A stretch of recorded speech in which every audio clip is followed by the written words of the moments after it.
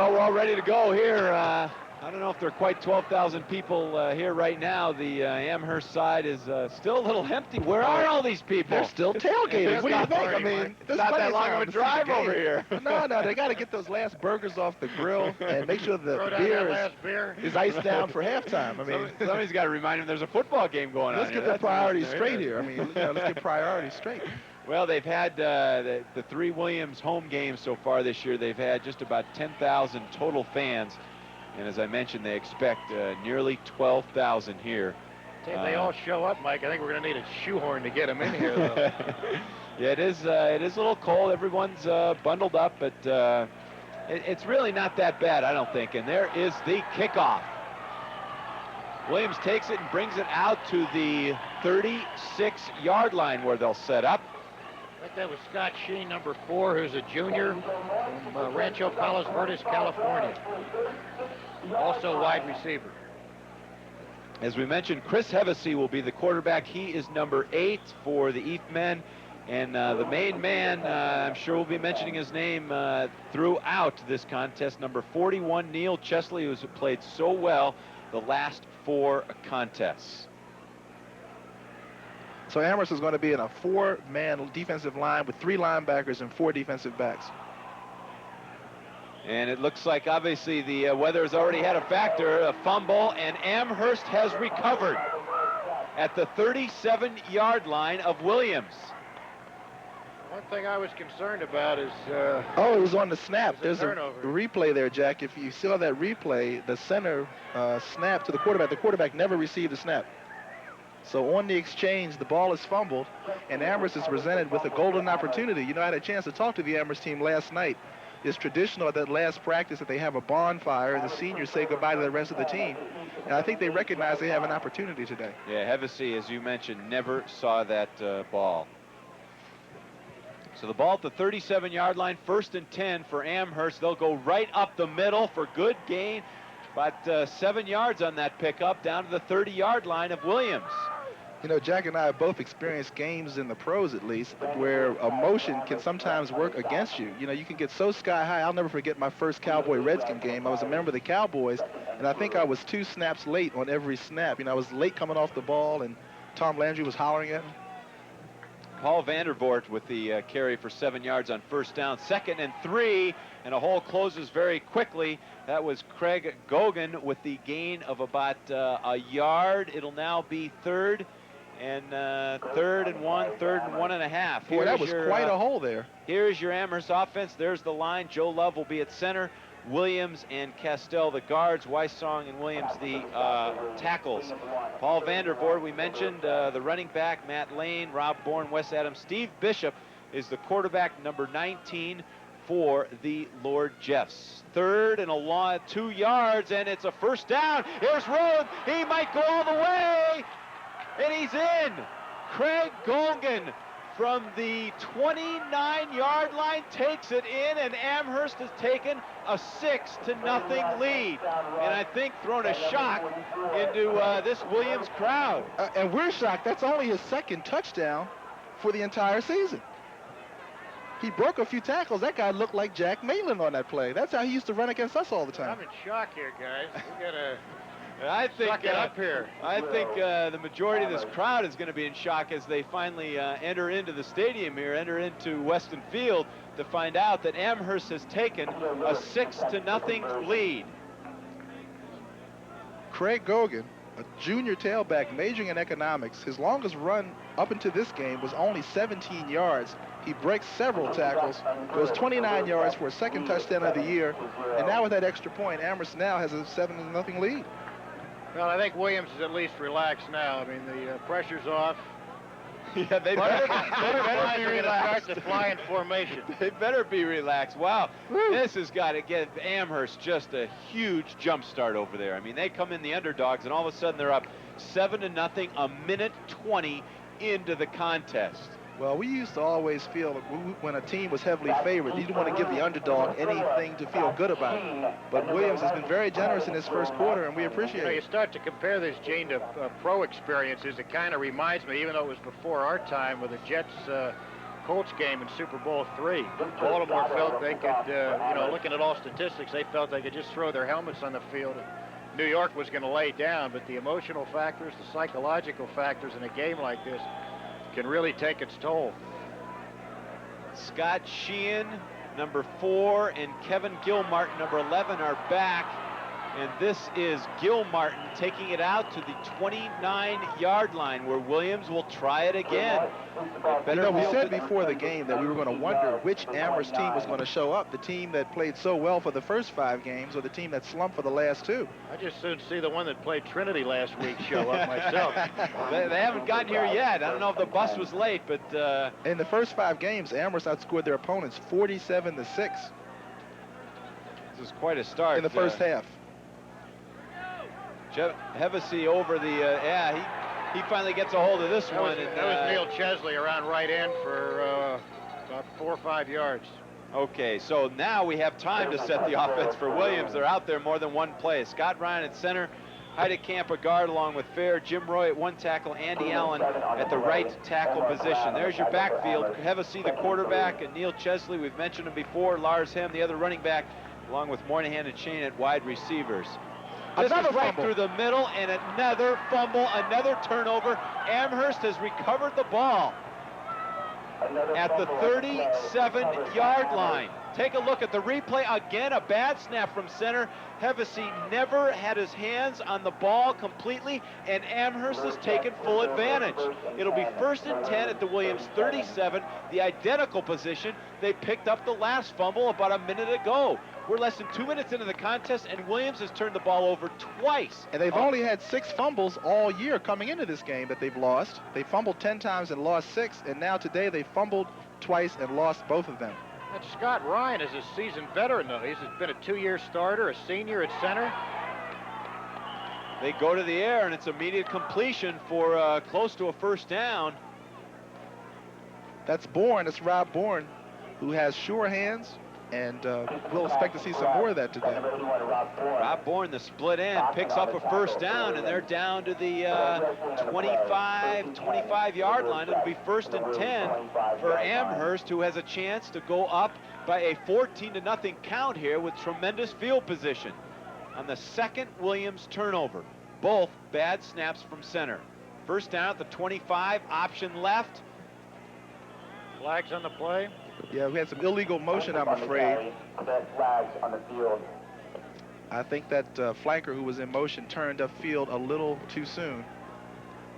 Line judge spotted it.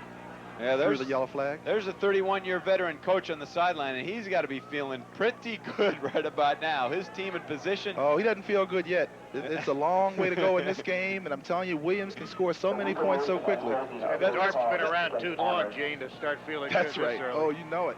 And Amherst has had problems this year, normally making few mistakes, but this year, especially during that slump, they had quite a few penalties called against him. Let's put it this way, you might feel a little bit better than you did 5 minutes ago when it was scoreless, and he's up 7-0 with the ball at the 35-yard line. His team facing a 1st and 20 How could that be a holding penalty when the ball was never snapped? No, that one snaps. Bishop took it around left end for about 5 yards. Oh, and they called it back? Bishop again, 1st and 20 from the 35-yard line. Back to pass. He's rolling right. He's going to get sacked. Knocked down by number 62. And that is Ted Rogers. I tell you, this Ted Rogers has absolutely been the mainstay of the defense this year. He was twice named to the ECAC and the NESCAC Player of the Week award, and he's so got to be the far top has defensive 46 player. registered tackles. He's unbelievable. I've been told that he lost his voice and been in the infirmary this week. Right, and had a flu, but we heard plenty from him on that play right there. But there looks to be a face mask penalty on that tackle as well. So he lost 10 yards, but they may pick it up. Not a flagrant face mask penalty, so it may be just a 5-yard penalty, but they got to mark it off from the line of scrimmage, not where he was tackled.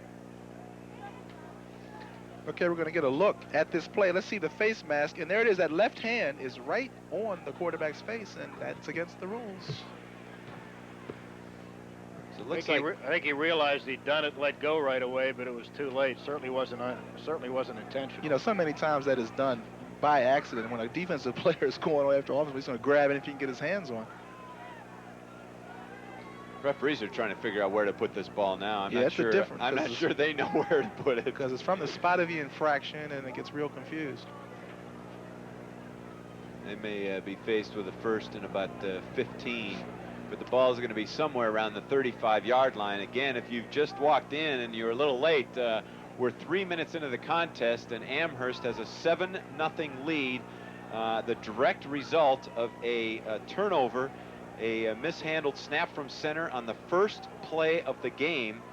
And if that wasn't bad enough, Williams did it again, and the next time they got the ball in the second play. And the entire game has been played right in this portion of the field, and we're beginning to see signs of the mud developing. The downs markers say first down, and the loudspeaker PA announcer says second down. But regardless, they have 15 yards to go for the first down, and this is right up the middle for a good gain. Fumbled out of bounds, but he was there, and he's down to the 21-yard line. That is number 40, Paul Rebuck, who scored 3 touchdowns for the Lord Jeffs this year.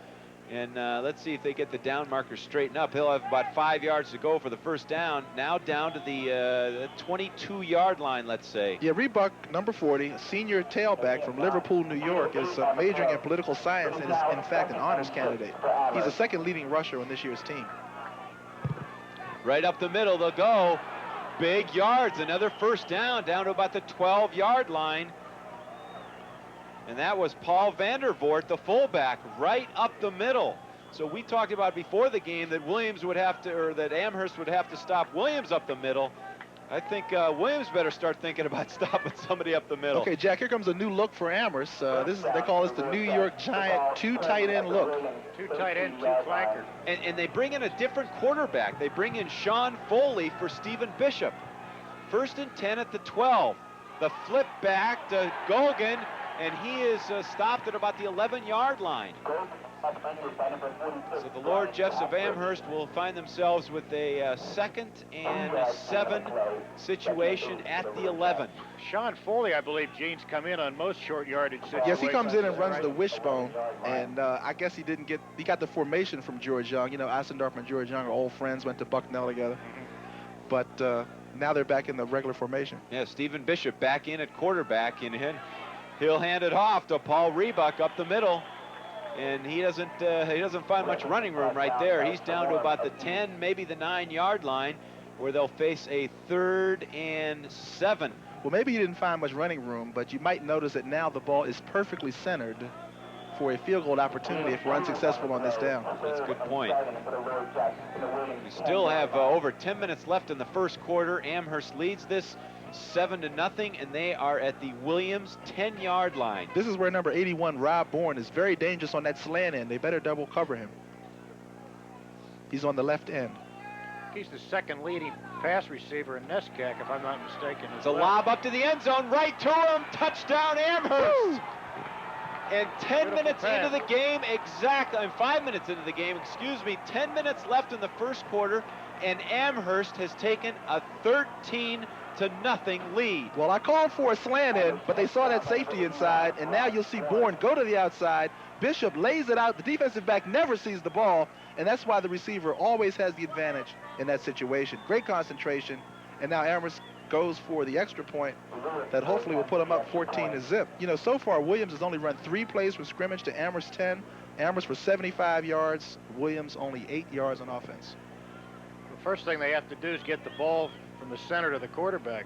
That's exactly right, Jack. I got to ask you. I mean, you look like you're sitting here in shock, and I would imagine that most Williams people, and we'll get your comments when we come back from this commercial, Amherst leads it 14-0, and we're just 5 minutes in to the first quarter. What are you looking for in the ideal financial plan? The opportunity for tax-deferred growth, the advantage of having your money professionally managed, the flexibility to move your money between different mutual funds without charges or taxes, the comfort of having immediate access to your money, or the security of knowing your family's financial future is protected. What financial planning tool rolls all these benefits into one? Monarch Variable Life, ensuring you have your financial future well in hand. Welcome back to Weston Field, and if you're an Amherst grad and you just joined us, you have missed 2 touchdowns by the Lord Jeffs. Here is the kickoff after the second, and Williams looks like they'll get good field position at the 39-yard line. That is Scott Sheehan bringing the ball back for the East men, and they will line up 1st and 10 at the 39. And Jack, I was asking you before the break, you look a little bit shocked. Well, you know, Williams has had a traditionally strong and unforgiving defense all year long, and in fact, that's been their history. They've continued that tradition this year, and you know, they're tough against the run, awful strong secondary. But turnovers always change that. Turnovers have changed that dramatically, you're right. Well, they got the snap from center all right, and that... Boy, you know, Williams is starting off with great field position. I don't think kickoff coverage was something they practiced a lot this week down at Amherst. That was Neil Chesley taking the ball up the middle for 3 yards. It'll be 2nd and 7 at the 42-yard line. We got a touch football score from Chicago. I don't know if it's a final, but Williams is leading there 24-18. Thank goodness. 2nd and 7 from the 42. Hevesy over the snap, and they've got 2 in a row, so that's a roll right there. And there is Chesley taking the ball for not much running room. In fact, probably no gain on that play. They'll face a 3rd and 7 at the 42-yard line. You know, another thing Williams has been able to develop over the past 2 years is a very effective offensive line. Probably one of the most effective in all of NESCAC this year. And there's that Amherst defense you see on the screen, and number 95, Andy Getson, made that play, and is somebody we're expecting to make a lot of plays for Amherst today. That's the guy they were talking about in the press box. Go ahead, Jack. My point is that Amherst is absolutely dominating the line of scrimmage. 3rd and 7, big play if Williams is going to continue this drive. He's going to the air, and it's almost picked off by Omar Brown, number 22, the free safety who stepped right in that one. That looked like it was lofted up just a little bit too much by the... And Omar knows how to do it. You know, he leads the team with 6 interceptions and scored a touchdown against Bowdoin on a 49-yard run fake punt. So he's very versatile. He's a senior economics major. The intended receiver on that was tight end Matt Moynihan, who's just a sophomore, started last year as a freshman. He's been one of the keys to Williams' success, especially over Trinity this past year. Well, Williams has had 6 snaps from center and gained about 6 total yards, and they will punt it away. A fair catch is called for by the man that just scored the touchdown for the Lord Jeffs, and they will have the ball now at the 30-yard line, their own 30-yard line, starting a little farther away from that goal line this time than they did the last 2 times when they picked the ball up from turnovers and started in Williams' own end. Well, I think Amherst, even in their most optimistic mood, could not have anticipated this, so I have to wonder whether the original game plan is any good now. You don't want to start letting the air out of the ball this soon, but you don't want to do any risky passes I don't either. think the timing's right for making any changes, certainly. Because this is the first time Amherst has had to start on their side of the 50. 1st and 10 from the 30. Back goes Bishop. He's looking to throw, and he's got a completion over the middle to the 38-yard line. That will be Wes Adams, the tight end. The completion made to, giving the Lord Jeffs a 2nd and about 1 from the 39, let's call it. Well, Wes is 6'5", big tight end. He's a junior from Bethpage, New York, and he is a political science major. Went to Chaminade High School, I believe, out on Long Island. You know, he has thrown a 76-yard touchdown pass this year on a reverse pass. So Amherst has a few trick plays, but we may not need him today. Bishop is 3 for 3 for 31 yards, and thank you, Sandy Rosenberg, class of 72 from Amherst, doing statistics again this year for us. Right up the middle for Amherst, and that will be another 1st down for the Lord Jeffs. 1st down at the 43-yard line, let's call it. 43-yard line, 1st and 10. And we're not even halfway through the quarter. There's still 7 minutes and 30 seconds left. 14-0 Amherst if you've joined us late, and taking advantage of 2 quick Williams turnovers early in the 1st quarter, taking the ball right in for touchdowns. 1st and 10 at the 43-yard line. Bishop is back to pass. He's getting rushed, but he gets out of the rush and gains about 2 yards out to the 45-yard line. That looked like a John Elway slide on that play. That's a very good heady play. You know, a lot of quarterbacks would have thrown that ball. He had time. He was looking for Matt Lane out there, number 46, who was open momentarily, but not long enough for Bishop to throw it. So he tucked it in and did a good job getting a couple yards. Ball on the 45 now. 2nd and 8 for Amherst. Leads us 14-0 as the crowd still continues to file in here at Weston Field. Bishop over snap, and no gain there for Craig Gogan. The halfback may have even lost a yard. Let's put it at no gain. Still close to the 45-yard line, where they'll face a 3rd and 8. Amherst is using a lot of motion today, trying to give Williams a lot of different looks, but even with the different looks, they'll continue to run the same type plays. An obvious passing situation here for the Lord Jeffs. They'll split 2 men wide out to the left. Strong rush, and they sack Bishop again. It was Ted Rogers again in there. Ted Rogers with his 2nd sack of the day so far.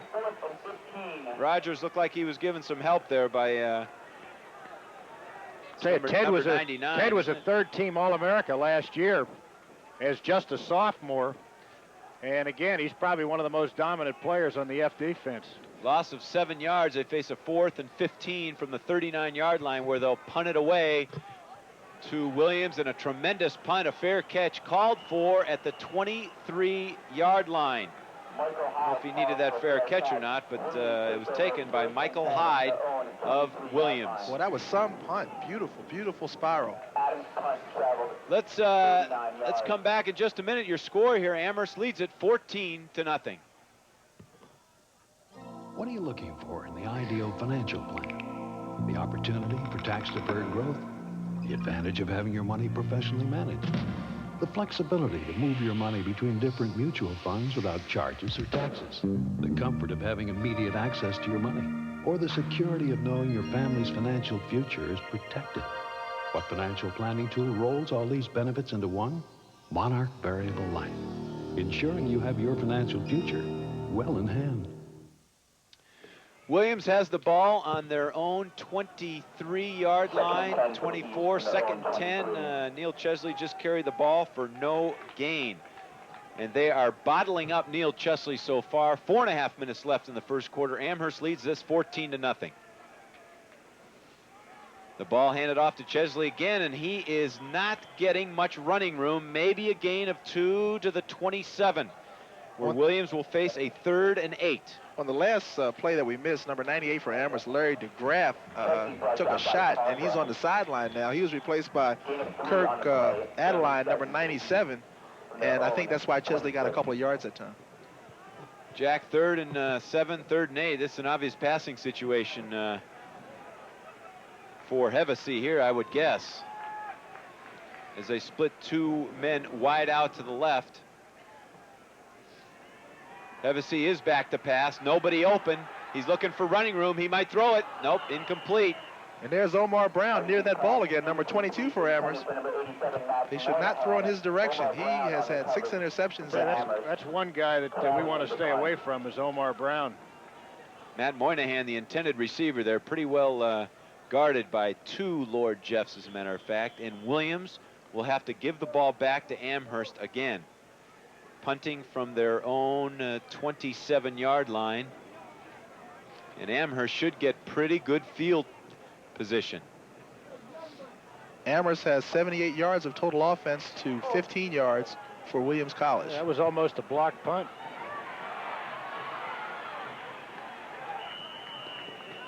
Rob Bourne taking that punt, returning it a couple yards, and the Lord Jeffs will have the ball on the 43-yard line, 1st and 10. You know, that Rob Bourne has sure hands in more than one way, because he's also the center fielder and captain of the baseball team. So here's a guy that's the captain of both the football team and the baseball team. How many colleges would you see that? True. In fact, we've got 8 starters that play that letter in additional sports here at Williams.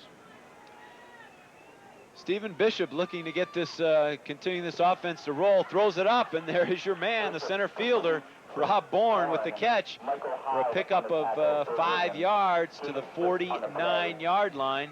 Let's give him 6 yards, bringing up a 2nd and 4 for the Lord Jeffs. You gotta like this Amherst play selection. They're keeping Williams off balance with a good combination of running and passing. 3 minutes left in the first quarter. Amherst leads it 14-0 over Williams. Stephen Bishop with the one-back set behind him. And he's back to pass. The number 46 right there, Matt Lane, the wingback, for a gain of 3.5. Looks like he's got a first down here at Williams' 46-yard line. It certainly is a first down. And Amherst is once again in Williams territory, moving the ball at will. It looks like the roles have just been totally reversed here. Amherst is dominating. Yeah, they have had, out of the first 17 plays, 12 were runs and 5 were passes. But of the 12 runs, 2 of those were sacks. So really, Sandy, I think it's 10-7. Ball at the 46-yard line of Williams. Stephen Bishop back to pass again, almost sacked by Rogers, gets out, but he is sacked. That'll be Cliff Wright with the sack. Big sack by the nose guard. And give Rogers credit for that, because Rogers made it happen. He used up, what, 2 blockers? Here he comes, 62. Look at that. Certainly the fullback had to pick him up, and that freed up another man to come in and get the quarterback. Tremendous play by Rogers. Wright with the sack. And now Amherst faces a 2nd and 14 at midfield.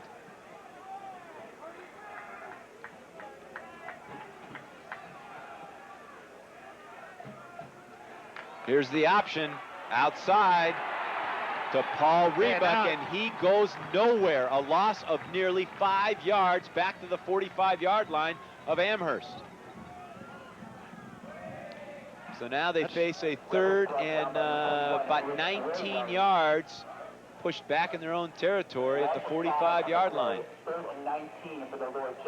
Could we be seeing some kind of change in momentum here finally, I think Jack? we're going to see a little resurgence in the defense. Those were 2 awful big plays for Williams. Stephen Bishop goes back and tells his fullback what the count is, and facing a 3rd and 19. He's back to pass. He is going deep. It's picked off by Michael Hyde. He's bringing it back to the 40, to the 45, and that could be the big break that Williams was looking for. Bishop just kind of threw that one up for grabs, went deep, and now Williams has their best field position of the day, back to the 45-yard line. That secondary has been a real big key for the Williams defense. Here's Bishop going back to pass, and he is certainly looking deep here. And before that toss, Sandy Rosenberg, our statistician, who is from Amherst College, class of 72, tells me that Bishop was 6 for 6. Yeah, now he's 7 for 7, but he hit one of the wrong teams. You got that right. Okay, here is Hevesy handing off up the middle, and still the running game. Williams' running game is just not going anywhere. I'll tell you, that secondary we were talking about, as I mentioned, has really been given a phenomenal contribution to the Williams defense this year. They've allowed only something like 83.8 some odd yards in the air. They've allowed only 3 touchdowns, and that was their 18th interception of the year. It was Lars Hem on that last carry, I believe, for 2 yards. 2nd and 8 for the Eastmen at the 47-yard line. Here's Hevesy rolling left. It looks like he's going to tuck it and run. He does, and he gets to the 46-yard line of Amherst. That's close to a first down. Let's see where they mark it. That ought to be interesting, because you had 2 referees marking it on the sideline that time. And it's going to be very close. In fact, I think it indeed might be a first down. I'd say a measurement for this one. They are indeed. That's what the referee's calling for, timeout for measurement. And maybe Williams' offense was given a little jump start by their defense there in the last couple of plays. And it's got to help getting to the other side of the 50. Like I said, most of this first quarter has been played to at least our right, the way we're looking at the field, our right of the 50. So the right side of the field is a lot muddier now than the left side where the team is now heading. And We're the just next going to have to come down and muddy up that side of the field, or that end of the field, Gene. Yeah, Williams is going to be turned around here in the next play and head back into that mud because we have just 30 seconds left in the first quarter. And so they have the ball at the 45-yard line, close to a first down. That's what they're measuring for right now. And indeed it is a first down for Williams. And that's their first down of the day. A much-needed first down for the Eastmen. 14-0, Amherst leads it here at Weston Field. And a big first down there, as Gene mentioned, the first down for Williams on the day so far. They turned the ball over twice early on. Both directly resulted in Amherst touchdowns. Here's Hevesy over the ball. 1st and 10 at the 45-yard line of Amherst. And there's the ball and no gain again by Chesley. And there's Eric Strid, number 92, inside linebacker for Amherst. I tell you, it's interesting the way they're keying in on Chesley. I don't blame him. He's been averaging, as I mentioned earlier, 160 yards per game the last 3 games, and I guess I'd be keying on him as well. Yeah, Strid 6 carries for 12 yards so far, Neil Chesley. Strid is number 92 for Amherst. He's an inside linebacker who's 6'3", 222 pounds, and may remind people of Doug Swift, one of my former teammates. He's a junior economics major. There is the end of the first quarter with the score Amherst 14, Williams nothing. And we'll be back in just a moment.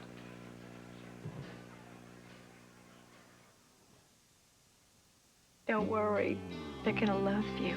Staying cool, trying to impress, making points when you put to the test, for showing what's inside of you, winning their hearts, coming through this sports for you. Here it comes, cold and crisp, clean and refreshing, the one and only taste of the king of beers. This sports for you. Welcome back to Weston Field, where the score is Amherst 14, Williams nothing.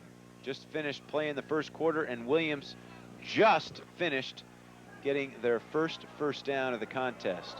Neil Chesley just gained, had a no gain, 12 yards on 6 carries, as Jack Maitland just mentioned. So the Williams Eastmen are facing a 2nd and 10 from the 46-yard line of Amherst. There is the handoff, a misdirection play, a gain of 6 yards for John Perryman of Williams.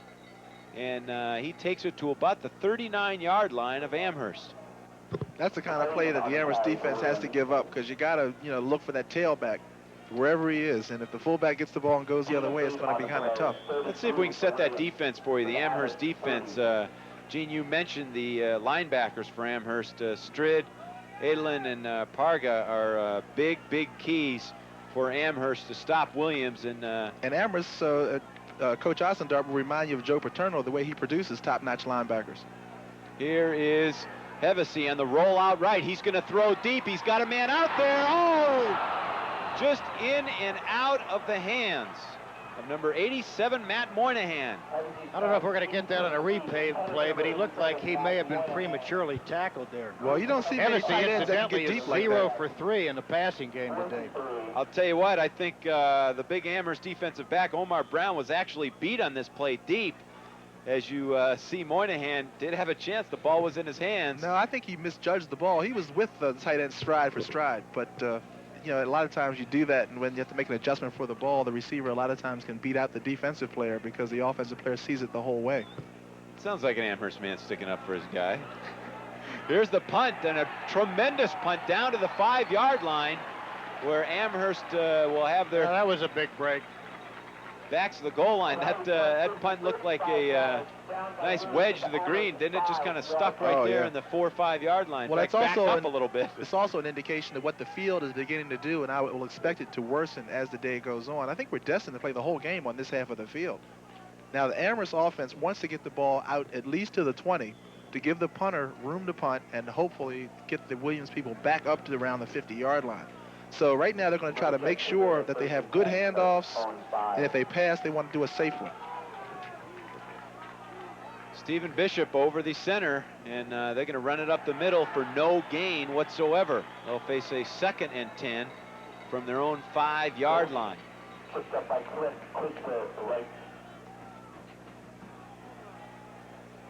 know, interesting sidebar on Matt Moynihan I found out this week. His grandfather, Howard Clark, was the first All-American out of the U.S. Naval Academy and won the Navy Sword Award for being the top athlete and top scholar out of the Academy, which is kind of interesting, I thought. 2nd and 10 for Amherst from the 5-yard line. They lead this thing 14-0. Ball right up the middle for a gain of 2 or 3 yards. They'll still have be facing a 3rd and long. That was Gogan on the carry for about 3. Let's say 3rd and 7 from the 7-yard line, from the let's call it the 8. So if Williams can hold them here, they'd have tremendous field position with a punt. They'd probably get the ball at about midfield. 3rd and 7. Right up the middle, Amherst goes, not for a first down, but he picks up about 4 or 5, so Amherst will be punting it from deep in their own territory. Absolutely amazes me the way Amherst has dominated that line of scrimmage. I mean, that has been Williams' role all year long, and they just can't seem to get it together. 4 and 5 yards at a pop is a lot more than they're used to giving up. Be Wes Adams, the tight end, who's the punter for Amherst, in his own end zone, and he'll get it away. Boy, that looked like it was almost blocked. He goes down, but not a good enough acting job. No flag thrown. Williams will have the ball at the 37-yard line of Amherst. So Williams indeed, must have gotten a piece of that ball because there was clearly contact, and the official was standing right there. it looked like a flag was thrown. Interference. Looked like he either hit him when he was down or maybe called for a fair catch. Let's take a look exactly what happened, giving Williams the ball in even better field position. Here is the punt by Wes Adams. And here goes Ted Rogers. He's flying in there. Oh. No, he wasn't touched at all. Well, it was a good try, though, wasn't it? Okay, Williams has the ball at the 32-yard line of Amherst. 1st and 10. Their best field position of the day by far. And they'll go right up the middle with Chesley, who gains only about 2 yards. And Jack, as you mentioned, Amherst is certainly winning the battle of the scrimmage line right now. Well, it looks like Williams is trying to get back to their tried and true running game a little bit. I mean, I'll take 3 and 4 yards at a crack here. Ball at the 30-yard line. They face a 2nd and 8.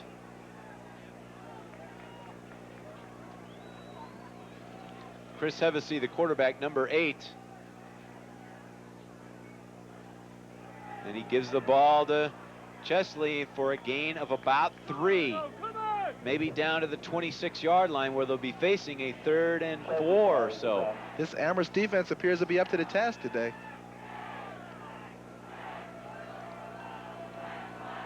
Chesley is having a tough time getting his yards today. He might have 20 yards on the day. Well, but, who would believe, Mike, that Amherst has rushed for 45 yards and Williams for only 36 at this point in the game?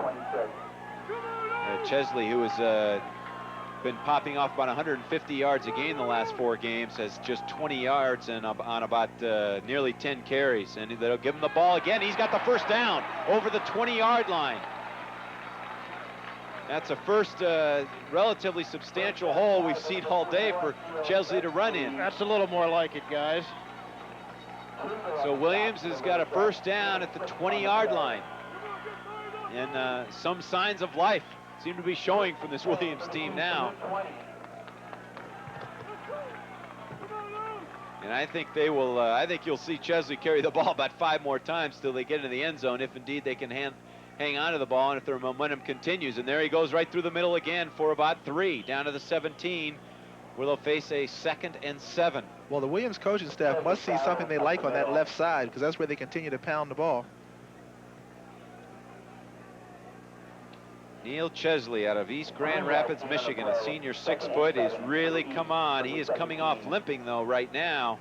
And that could be a major, major factor. 10 carries for him for 28 yards. And if he goes out for any substantial amount of time, Williams could be in big troubles. Well, he's taking a lot of punishment today. I mean, he takes more than one man to bring him down. Tailbacks at Williams average carrying the ball about 50 times a game, too. They do take a lot of punishment. So they put a new back in. This is number 23, Paul Reeder, who's in, and he carries the ball, but he only gets maybe 1 yard. And that was Andy Getson again, number 95, the defensive tackle, having quite a game so far today. Williams, big down here for the Eastmen. They'll face a 3rd and 7 at the 17-yard line. This is a big game for Andrew Getson, number 95 for Amherst. He's a senior from Highland Park, New Jersey, who's majoring in both math and history. He's going to go to medical school after today's game, I guess, or after he graduates. 3rd and 7 from the 17. And there's Hevesy back to pass over the middle, right through the hands of number 11, Kevin Gilmartin. Well, that was the precise pattern that the Amherst coaches said that they were worried about. Williams has been very successful on crossing patterns. You see Chesley on the sideline. Looks like he's having his knee attended to by Dr. Parkinson, who is an Amherst grad, but he's the Williams doctor. You figure that one out. But anyway, that crossing pattern can be problems for the Amherst defense because the receiver was open, but fortunately he didn't hold on to it. And Kevin Gilmartin, incidentally, is only a freshman. Williams will go for it here. 4th and 7 from the 17-yard line. They need to get down to the 10 for a first down. Here it is, 4th down. They're going to the air again, and they're going deep. Incomplete in the corner of the end zone. Okay, that's a big play for the Amherst defense, and those Amherst fans are jumping up and down on the far side of the field. There's Omar Brown again, the man you've mentioned time and time again. He was the right place at the right time, knocking that ball away. Well, the seniors are supposed to exhibit leadership, and a senior captain is supposed to be a real leader. And I think Omar is stepping up today. Jack, let me ask you about the decision to go for it there on 4th down. Would have been about a 35-yard field goal. Do they have that range? Down 14-0, Mike. I don't know, with the condition of the field being what it was, I don't dispute that call at all. I think I'd have gone for it as well. Williams has had a very effective passing attack all year long. Moynihan, Gilmartin, as we talked about. Well, Hevesy put that 3rd down pass right in the money. Nice, brisk bullet pass, but it went right through the hands of his receiver. The penalties have plagued Amherst all year, and again, we have an illegal motion. And I guess that happens when you have some young players in the game. Amherst has the ball at the 12, 13-yard line, their own 13-yard line, now facing a 1st and 15 with 8:48 left to go in the first half. Amherst still leads this thing 14-0, taking advantage of 2 early Williams turnovers. And Williams' defense has picked up right where they left off in the last set of downs, and that is the man again, Ted Rogers, who seems to be everywhere in this field, making the tackle for no gain. In fact, maybe a loss of 1. 2nd and 16 now. Jack, is that the Williams offense huddled on the sideline, talking down there at midfield? You see a bunch of Williams guys. Maybe they're getting ready for that next series, because if Amherst can't punch it out, Williams again will have an opportunity with great field position. Well, they've got about 8 minutes to put something together. I'm sure they want to go in at halftime with some points on the board, certainly. 2nd and 17 for Amherst. Stephen Bishop, looks like a delay of game here. Looks like they took a little bit too long, so they will be pushed back 5 more yards back to maybe the 7-yard line, where they'll face a 2nd and 21. So they are not helping their own cause. By the way, that is Chesley down on the sidelines trying to walk off the injury, bending his knee a little bit, and I wouldn't be surprised if we see him back in the game before too long. Were they working on his knee, or was that his ankle? I thought it was his ankle. Well, they had his pants rolled up a little, so it was hard to tell for sure, but it was certainly his left leg. How's that? 2nd 21, and Amherst will try to run it right up the middle with Paul Reebok, and he gains maybe 3 to the 10-yard line. Will face a 3rd and 18. Well, the main thing for Amherst now is to be sure to I guess that happens when you have some young players in the game. Amherst has the ball at the 12, 13-yard line, their own 13-yard line, now facing a 1st and 15 with 8:48 left to go in the first half. Amherst still leads this thing 14-0, taking advantage of 2 early Williams turnovers. And Williams' defense has picked up right where they left off in the last set of downs, and that is the man again, Ted Rogers, who seems to be everywhere in this field, making the tackle for no gain. In fact, maybe a loss of 1. 2nd and 16 now.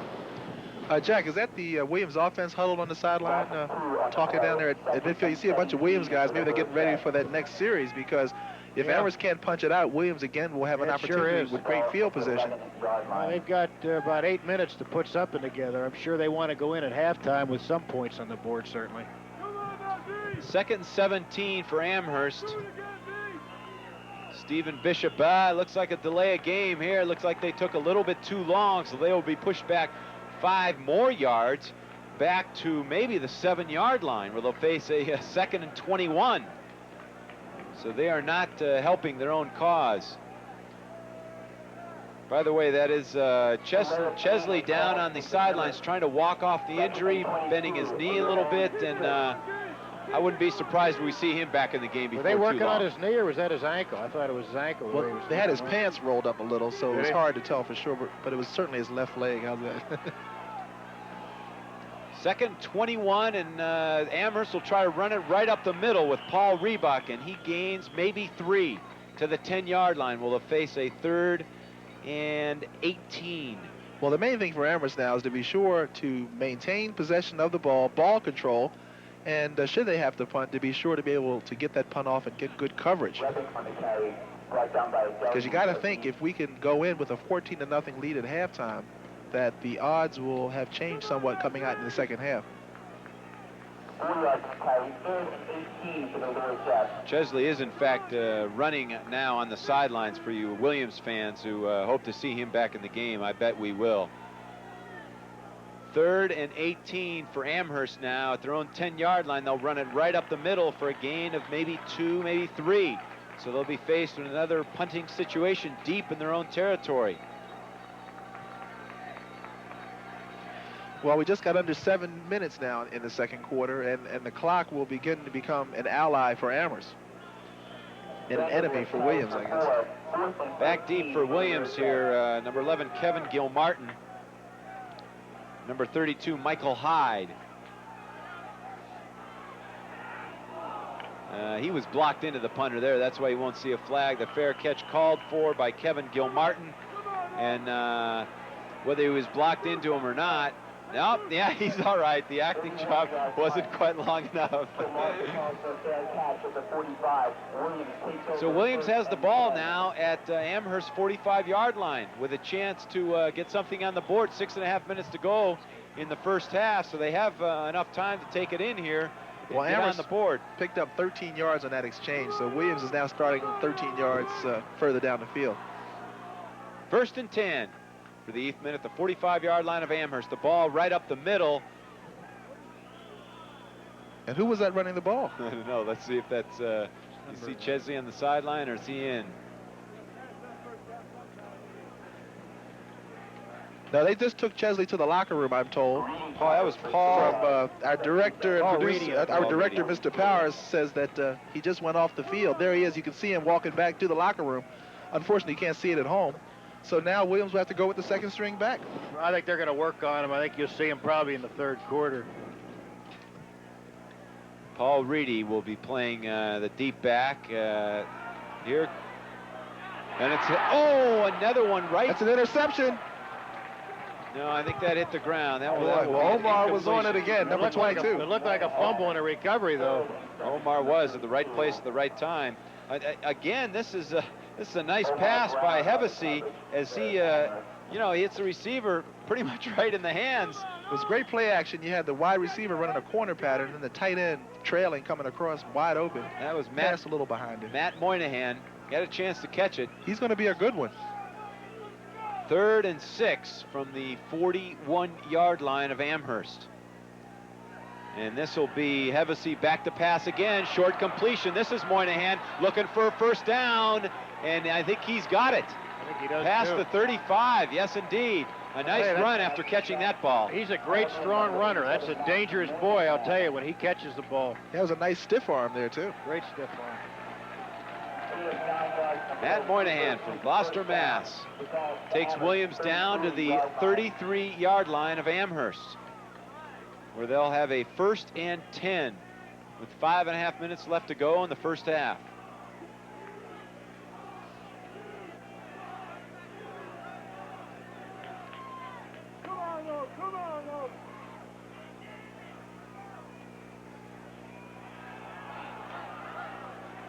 Hevesy, the handoff. Number 42, Lars Hem, who picks up maybe one to the 32-yard line. Let's see where they mark it. They'll mark it at the 31 for a gain of 2 anyway. So Williams will face a 2nd and 8 from the Amherst 31-yard line. 2nd and 8 for Williams, the 31. Joined us late. 2 early Williams turnovers on their first 3 plays from scrimmage directly resulted in 2 Amherst touchdowns, and that's where we stand, 14-0. Lord Jeffs. Here's the pass. Hevesy to number 11. That'll be Kevin Gilmartin, and they pick up about 5 yards down to the 26-yard line. 11, Kevin Gilmartin.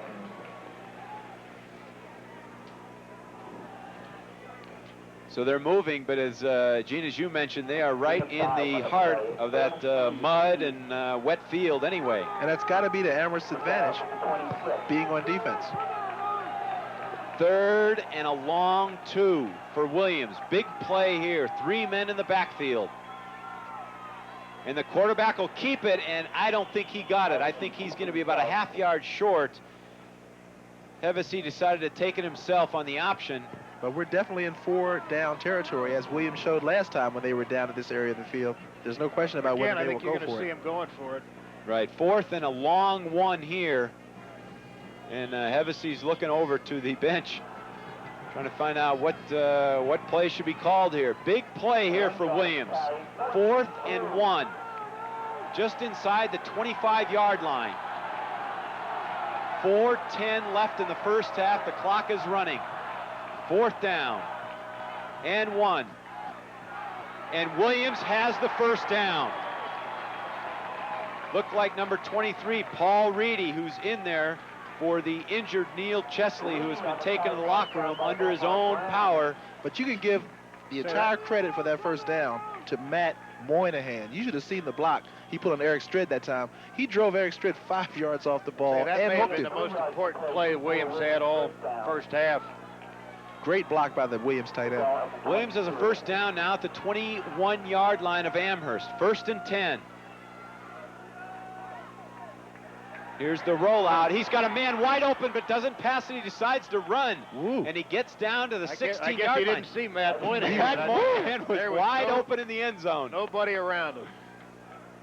Yeah, Amherst is so much worried about Moynihan as a target and as a blocker. And last time he made such a great block. That time he faked the block and slipped through. Tight end's favorite play, and I can tell you about some tight end plays. And boy, I can remember a few times myself I was wide open in the end zone and wondered what the quarterback was looking Moynihan at. as a tight end has been the leading receiver for Williams all year long. Well, I can see why. 2nd and 5 from the 17-yard line of Amherst. Williams in their, by far their deepest penetration so far into Amherst territory, and they get a little deeper down to the 13-yard line. You know, it's interesting to watch little number 11, Kevin Gilmartin. He's a freshman from Franklin Square, New York, 150 pounds. I don't know if you saw the little few words that were exchanged out there, but they refer to him here at Williams as Notre Dame's answer, or our answer to Notre Dame's Rocket Ishmael. Oh, He's a real character. Paul Reedy in that last carry for a couple of yards, and he is in the tailback position now. 3rd and 2, and he's given the ball. Reedy up the middle, and he'll have a first down to the 10-yard line. So Williams continues to roll on the ground, even without their big tailback. 1st and 10 at about just outside the 10, so they could pick up a first down inside the 1-yard line. Reedy 5 carries for 14 yards in place of Chesley, who has gone to the locker room to be attended to, suffering a minor knee injury earlier on. We'll bring you updated on that later. Here's again, Reedy gets the call up the middle, gains about 2, maybe 1, to about the 9-yard line, where they'll face a 2nd and 9. I think the clock's going to start to become a factor here. How much time do we have left? We got 2 minutes and 20 seconds. So I believe they have all their timeouts left. Williams trying to get on the board here late in the first half. They trail it 14-0 to the Lord Jeffs of Amherst. Ball on the 9-yard line. And it's given right up the middle. Well, that play was so slow developing that Amherst was able to catch it from behind. Lars Hem with the carry on that one, and not much running room, maybe down to the 8. Number 78, Greg Lightich, defensive tackle, came around and made the play. Again, this is a big down, Jack. 3rd and 8 from the 8. Yeah, I'm kind of looking for a little bit of a rollout action here. Maybe an option. From the 9-yard line. John Perryman, the only back, and he is in motion. Quarterback draw is called, and he might get in. He does. Touchdown, Williams. You know, again, Gene, that was an awful slow developing play, too. Well, I'll tell you what. Very effective slow developing play. Look at Hevesy on the quarterback draw. I think maybe everyone was thinking rollout. He took it right up the middle. I'd say that was a tremendous call, I think. That was a gutsy move and a nice run. Oh, yeah. Very outstanding play. Also, I think that was the center, number 67, who led him. That was a key block. With 1:14 left here in the first half, Williams gets on the board with a nice drive. Hevesy taking it the final 8 yards on the quarterback draw. The kick is up. It's good. And it's now 14-7. Amherst leads it with 1:14 left in the first half. That's more like it. I think the offensive line of Williams really established something there. Chesley goes out of the contest. Paul Reedy comes in, and he never broke any big ones, but continually consistent 3-4 yard runs. That was 45. It was a 45-yard drive in 13 plays, folks. That's really grinding it out. Well, I don't think the Jeffs were planning on doing a it the hard shutout way, today. but we'll do it any way we can do it. 1:14 to go. Say, that was absolutely a critical drive for Williams. I mean, they had to get some points on the board before the second half. It's got to give them a huge boost going to that locker room at halftime. Absolutely.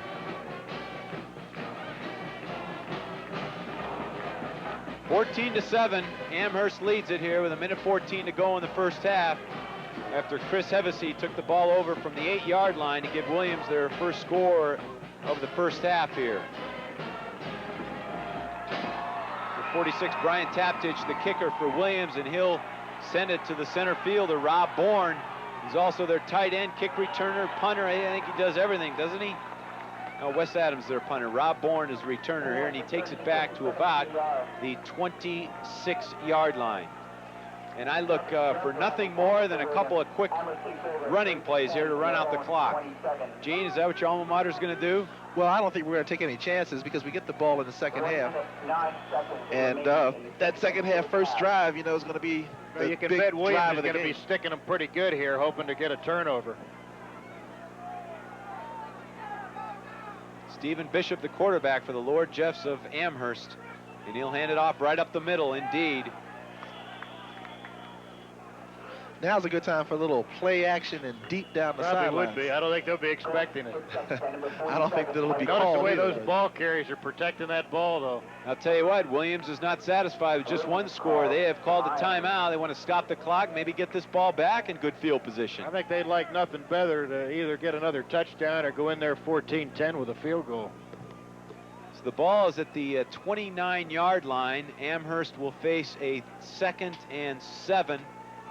And again, 1 minute and 1 second left in the first half. Offense, yeah. Jack, your team looks like they're planning something down here in the sideline. They're getting all their plays called right now. They got something going on, that's for sure. They're saying these are our 5 plays. We're going to take it right in. They want that ball back very badly.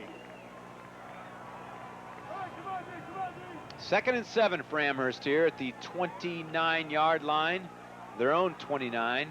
They lead at 14-7 here with a minute left in the first half. And they hand off right up the middle where they'll gain about 4, bringing up a 3rd and 3. Williams does not stop the clock here. A little slow calling that timeout. I guess they're not going to call one. And then now they're wondering what they're going to do. I don't know why they wouldn't stop it here if they stopped at the last play. Maybe they're afraid they're going to get the first down and they don't want to extend things. 35 seconds and counting. Amherst with the ball facing a 3rd and 2, and if they do not get the first down, I think you'll see Williams call a quick timeout. Maybe hope to block that punt. 3rd and 2 right up the middle, and I don't think he's going to get it. And plus, I think there's a holding penalty right there in the middle. Flag on the play, you're right. So the clock stops with 18 seconds left, and I think Amherst will see themselves in a punting situation. Vandervoort carries flag on the play. It indeed is holding on Amherst, Against the Lord and it doesn't look like they've gotten the first down, so they'll probably decline it. Let them punt away and see if they can get 3 plays off.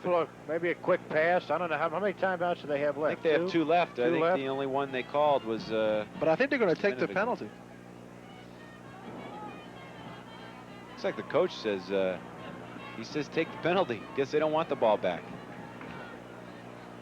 They hope for a fumble here, and I think they're going to take their 7 points, go in, regroup, and come out blazing the second half. I think they just want to get this front half behind them. 3rd and 11 for the Lord Sharks. That kind of surprises me, though. I thought yeah, they'd really that'll try be to- the. In fact, that'll be the last play of the half with the 13 seconds left, and then now there is a timeout called by Williams.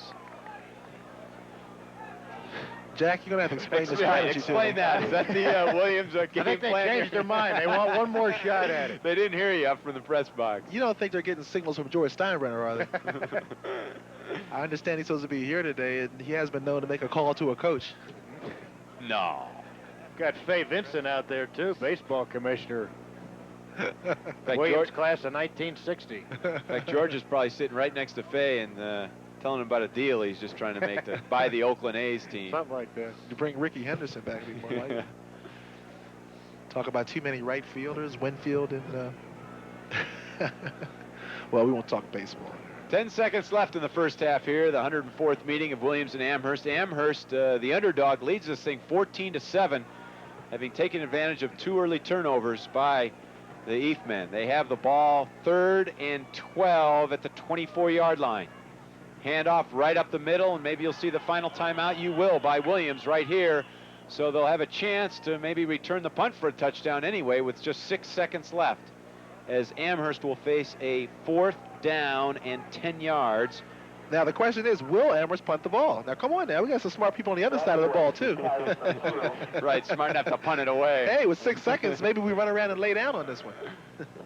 Yeah, that'd probably be the smarter move. We do have that play in the playbook. Heck, I've even seen them take I safeties. think they're going to decide on that right now. The ball is at the 26-yard line. Now, the clock, I hope, is right. 6 seconds, as you said. And if that's correct, I got to think that you can run around for 6 seconds. Williams is out of timeout, so I guess they just called their 3rd timeout, right? So, I don't know. It's a tough call. Do you punt, or do you have the punter run around? 4th down and 10 from the 26-yard line, excuse me. And it This would looks also like be they a great will- place for a fake punt, because Omar Brown has gone 49 yards for a touchdown on a fake punt. I hope Williams remembers that as Guys, well. watch the fake punt. You better yell louder than that. Wes Adams is back to punt, and he already warned the official, hey, I've been roughed up twice. You haven't called it. And there is indeed he the fake called it. punt to Omar Brown. Good call by the Amherst grad here. And 1 second is left. That's got to be 1 it. second is left. That's got to be it. We got 1 second is left. They better line up in a hurry. Omar Brown gained about 3 yards. They needed 10. You saw the fake punt. It didn't fool anyone out for Now they're Williams. going to run that big bell play. I don't know if the clock stops clock starts immediately. No, they'll get the play off. Nope. Amherst gets a timeout. Amherst called a timeout Isn't that interesting? with 1 second left. Oh, yeah, they had the big bell formation, 3 wide receivers at the bottom of the field. Amherst only had 2 defensive players out there, so that was a heads-up call. The ball's at the 29-yard line of Amherst after Amherst faked the punt. Omar Brown gained 3 yards up the middle. So Williams has the ball 29 yards away from a score here with 1 second left on the clock. In fact, the clock says no time, but believe me, there's 1 second left. You know, most teams have what they call a Hail Mary play. I was just going to say, I think I had a sneaking suspicion we're going to see a little Hail Mary action here. I mean, we've seen plays where they lateral, where they do reverse passes, and sometimes they put 3 people on one side of the field and then throw it to the other side of the field. Yeah. So I've seen a number of different plays like this. I think if I were Omar Brown, I'd go right back in the corner of the end zone here and wait for that thing. They're going to line up 2 guys wide to the right here, 2 wide receivers. Yeah, watch Moynihan. Scott Sheen and Kevin Gilmartin. And here is Hevesy back to pass. He is indeed going to lob it up in the end zone. There are a couple guys out there, but it's out of the end zone, incomplete. Oh, what excitement for the first half, huh? That's the way the first half will end, with a 14-7 Amherst lead over the favored Williams-Eatman. Undefeated, untied so far. Their first chance, or at least their chance right here for their first ever undefeated, untied season. Amherst leads it 14-7 at the end of the first half, and we'll return in just a moment. He is a senior, so this indeed will be his last game, most probably as a football player. Yeah, I talked to him last night. He was so much looking forward to this game and confident and really felt he could make a major contribution. It's just unfortunate that things didn't work out that way. Well, records continue to fall here. Just changing the subject on a different note. No, today's attendance has been announced as 13,671, which would make it the 5th largest in the history of New England and the largest ever in Division III. I don't understand where they're putting them, though. I mean, they're tailgating, man. Right, These guys are down in there. their cars. They're That's having where fun. they're We're working up here. They They're actually having fun. count them, I guess. Huh? And they're estimating that between 3,000 to 4,000 people are now watching and listening to us around the country if we haven't put them to sleep. Isn't that great? So I hope you're all having fun, because we're having fun here, getting ready for the second half kickoff. What do you think of that tradition in rugby about changing uniforms? Wouldn't that have been funny playing football? The football team traded jerseys? That's right. That's right. So as we've mentioned, Neil Chesley will not be back. Paul Reedy, a sophomore, will take his spot in the lineup, and Amherst will kick off here in the second half. Williams will get the ball. I guess they chose to kick off rather than receive. And they will get the ball at the 38-yard line. As Michael Hyde, that was Lars Hem with the return of about 10 yards, about 8 yards out to the 37-yard line is where they're going to mark it. Gene, what do you think of that decision to kick off? Well, it's a game of field position, and I think that for the second quarter, Williams enjoyed field position, and that's why they were able to finally get that touchdown. I think the feeling is if we can keep Williams on this side of the 50, that it would bode well for Amherst in the second half. 3 or 4 yard gain for Paul Reedy. Because all the bets are off now. Like you said, the Chesley is out, the adrenaline is worn off, and now the better players and the better team will begin to emerge. And I think that the equalizer may be the fact that Chesley's not playing, and that Amherst has had a good defensive effort so far. Well, Williams has the ball now just past the 40-yard line, their own 40. They'll be facing a 2nd and 6 now. Again, we told you Paul Reedy is the running back, and he will get the ball little counter for action. minus 2 yards. There was absolutely nowhere to run in that play, and Williams all of a sudden finds themselves with a 3rd and long situation. Well, Greg Leitich, who's only a sophomore, obviously has that Amherst feeling. His father, James, was known as Jungle Jim Leitich. In class of 64, he played first base for the Jeffs. And his sister, Jennifer, is a member of the senior class. And we got to think that there's a lot of Lord Jeff blood in that family. Ball's at the 39-yard line, and it'll be 3rd and 7 for Williams. Looks like an obvious passing situation, and that is exactly where Chris Hevesy will go. Rolling a little bit left, he's going to go deep, What a catch down there. A tremendous catch. That's Scott Sheen. Not a bad pass either, but Scott Sheen, the wide receiver, made a tremendous fingertip catch. And again, Omar Brown was back there, but they're going to throw it deep anyway. Yeah, that play surprised everybody. I think originally they were looking for the tight end. And watch as the quarterback comes out, he looks at the tight end, he's covered, and then he just throws it deep down the field. Omar Brown, who was there, thought he had a play and didn't, and it was a great catch by the Williams receiver. Say, that's about as nice a pass as you could ask for, though. Tremendous pass. Fingertip, it had to be perfect. It was. Now they have the ball at the 22-yard line, 1st and 10. And that has got to be a huge momentum builder. If he doesn't get sacked here, he gets the ball off. It's completed for a gain of about 3. And that is John Perryman with the reception, taking the ball down to about the 18-yard line. Well, it looks like Williams decided to come out and throw the ball in the second half, which is different than what they did in the first half. That surprised you, Jack? I would have loved to have been in the... It did, yeah, it sure did. I mean, I expected a ground game coming out.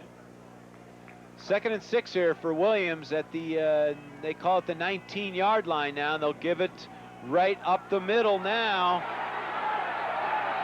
And he just keeps on fighting for yardage. That's Lars Hem right up the middle. A late flag thrown. The ball will be enough yardage for a 1st down, but let's see what the flag is. It looks like an illegal block maybe. Nope. Personal foul on Amherst. A personal foul called against Amherst. So that will probably bring the ball down to about the 6-yard line. And Williams has wasted absolutely no time in taking this ball right down. They had the ball at about their own 39-yard line, 37-yard line. They're down to the 5. Scott Sheehan, who's a junior out of Southern California, caught first 7 games, had 22 yards in passing, 38 yards on that last play. Look for Reedy to get this one, huh? Right up the middle. Just pounded at him a couple times. Nope, he keeps it himself. He has an option. He gets close, down to about the 2-yard line. It was Hevesy keeping it himself. Reedy was looking for it. He thought he had some room over here on the right. But Williams now is down to the 2-yard line, I believe, where it'll be 2nd down. We are just 3 minutes into the 2nd half, and Williams looks like they are about to tie this game up. Hevesy over center. He'll give it to Hem over the middle, and he's in for the touchdown.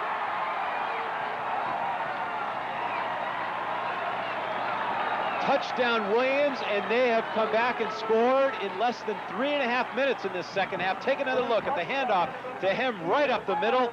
All he needed was 2, and that's what he got. I'll tell you, that's what they do best. That's what they've done best all year long. Lars Hem out of West Lafayette, home of Purdue, but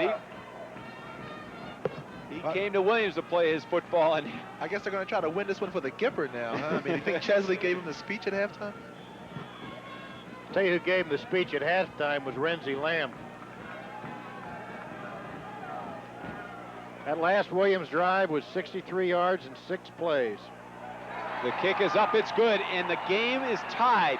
Williams has taken 3 minutes and 25 seconds to tie it up with a 63-yard drive. It is 14 apiece. We'll return in just a moment. What are you looking for in the ideal financial plan? The opportunity for tax-deferred growth? The advantage of having your money professionally managed? The flexibility to move your money between different mutual funds without charges or taxes? The comfort of having immediate access to your money? Or the security of knowing your family's financial future is protected? What financial planning tool rolls all these benefits into one? Monarch Variable Life, ensuring you have your financial future well in hand. Well, the Williams-Eefman have wasted absolutely no time here in getting back in this contest and tying it up at 14 apiece, taking the ball 63 yards in just about 3.5 minutes. And Jack, you were mentioning this is not the first time they've done this coming out in the second half. No question, Mike. I mean, we were just talking, I mean, this play by Williams has been very indicative of the character of the team all year long. I mean, they're a big second half. Whoa, look at that. Whoa, a big hit on Rob Bourne. He goes backwards and he gets tackled back there at about the 23-yard line. That's a tough kid. Can't give him much running room. Wow, he got hit by about 3 or 4 guys here on the kickoff at about the 30-yard line. Bang, he gets hit by number 60 right there. Great balance, great balance. Well, this is a big series for both teams, I think, and we'll have to see who can establish what here. Ball to 23, and there is the pitch back for a gain of about 3 yards. On the carry. That's Craig Gogan, who was busy in the first half as well. So Amherst will find themselves with a 2nd down and 7 at about the 27-yard line. Let's call it the 28. Gogan in the first half rushed for 42 yards on 8 carries. So now he's got about 45 yards. Here's Stephen Bishop. He's looking at what a play by Rogers as he comes in, and that is why he is the inspirational leader of this defense. Tremendous play by Ted Rogers out of Chevy Chase, Maryland, as he tackles Stephen Bishop in the backfield for a loss of about 5 yards. So now Amherst has a 3rd and 12 from their own 22-yard line. And there is absolutely no doubt how the momentum has switched in this contest. Williams took it on that last drive in the first half and has picked up right where they left off, even more so. As Amherst, big play here for Amherst. If they could pick up a 1st down, Bishop back to pass, nowhere. He had nobody open, and now they are faced to punt. Relatively deep in their own territory, and Williams should get the ball in good field position. I can feel the swing. These people better hurry up and get back from their cars, because they might miss the best part of this game, or at least Williams fans might miss the best part of this game. Wes Adams back to punt for Amherst at his own 7-yard line. Low snap, he gets it away all right, and a nice punt. Fair catch called for at the 47-yard line, their own 47-yard line. I've never seen so many fair catches. I mean, there have been several opportunities today that I really question whether a fair catch was the right call there. I mean, they had some running room, it looked like, on that one as well. That was Michael Hyde calling for the fair catch. Let's just put it this way. If Jack Maitland was back there, he wouldn't have called for a fair catch. He'd be running into somebody. I was a little punchy, though. I don't know. Okay, this is a big series for the Amherst defense. The offense couldn't get it out of there. Now it's up to the defense, who was playing well until Williams came up with a couple of big plays in that last series. Good field position for Williams at their own 48-yard line. Looks like a reverse, fake reverse. Back goes Hevesy, throws it up for grabs, and it's tipped by Omar Brown, and Moynihan could not pick it up off the tip. Yeah, Omar was fooled on that one, and he came up and took the run fake, which allowed the wide receiver to get behind the free safety. But he did an excellent job recovering, hustling back, and tipping the ball. Here's number 22 running into the screen, and trying to find that football. You see, he was wide open, but the ball was underthrown. I'll tell you what, he was open. He had number 33 beat a step on that one as well. Yeah. Looked like it bounced right off his helmet there. Yeah, tip ball is very hard to catch. I think Hevesy probably threw that nearly as far as he could. He's back to pass again, rolling right. He may run this one, fakes the pass, and he will pick up about 5 yards into Amherst territory to about the 47-yard line. Yeah, that was a run all the way. I don't think that was a pass play. It was a run all the way, play action bootleg, and he was very successful with it. What, about 5? How many yards did he get on that one? About 5 yards, yeah. Into about 47-yard line, so it's a 2nd and 5, 2nd and short 5. They're saying, third down. Third down, and they're saying 4 now, so we'll make it a long 4. They have to get just past the 43-yard line of Amherst. Here's the pitch back to Reedy. Reedy around right end, but I don't think he'll have the 1st down. He'll be out about the 45-yard line, so they'll be facing a 4th and 2. Jack, what do you do? Kick it away here? Oh, yeah, they're gonna do it. Absolutely. They got no choice. They got to kick it away here. And they've been very successful of downing that ball inside the 10. I think they'll try to do more of the same because field position is going to be very important in the second half. And so far, it's been all Williams. You're so right, Gene. It's absolutely going to be critical this half. Got a little bit of sunball coming out here, looks like. Maybe warm things up. It's about 40 degrees here at Weston Field in Williamstown, Massachusetts. 14-14 game, and the punt, another fair catch, called for at the 9-yard line. That's going to be excellent field position for Williams, not so good for Amherst. Rob Bourne with a fair catch, and the ball is at the 9, where Amherst will have a 1st and 10. So, Gene, Amherst really needs to get something going. They need to get a 1st down here, don't they? Get the ball to their deep territory. Yeah, because it's very tough to go 90 yards. I don't care what level of football you're playing, whether it's junior league, midget league, or professional. 90 yards is a tough challenge for any offense. They have the running quarterback in there, Sean Foley, replacing Stephen Bishop. Likes to come in on the short yardage plays, and indeed that's what it is, right over the middle. Amherst gains a yard or two, and it's a fumble. Williams recovers at the 10-yard line. New quarterback. Exchange from the center looked okay. Hand off to the fullback. The fullback hits the hole pretty quickly. I'll tell you, that muddy ball's got to be a factor. There's no question about that. They're still fighting in the pileup. No problem on the snap from center, but it looks like the fumble right there, and that looked like Paul Vandervoort fumbled the ball up at about, and certainly it is. It's Williams' ball. That is Cliff Wright coming away with that ball. Cliff Wright broke his ankle, the same ankle in 2 different places, but he is back to play here. See, and that's the reason why you punt the ball and put pressure on an offense back with the goalpost right behind them. First down, something like that will happen. 1st down and 10 at the 11-yard line for Williams. This is Hevesy taking the snap. Rolling right. Moynihan open for a moment. He throws it up. Almost intercepted by Omar there. Looked like it went off the hands of John Perryman, and Moynihan almost got it on the tip as well, but there were a lot of defenders back on that one, including Omar Brown. Well, I would hope somebody's covering Moynihan down here because in the first half they ran a play action where he was wide open going into the end zone, and I'm sure that Hevesy never saw him. That's pass surprise you, Jack?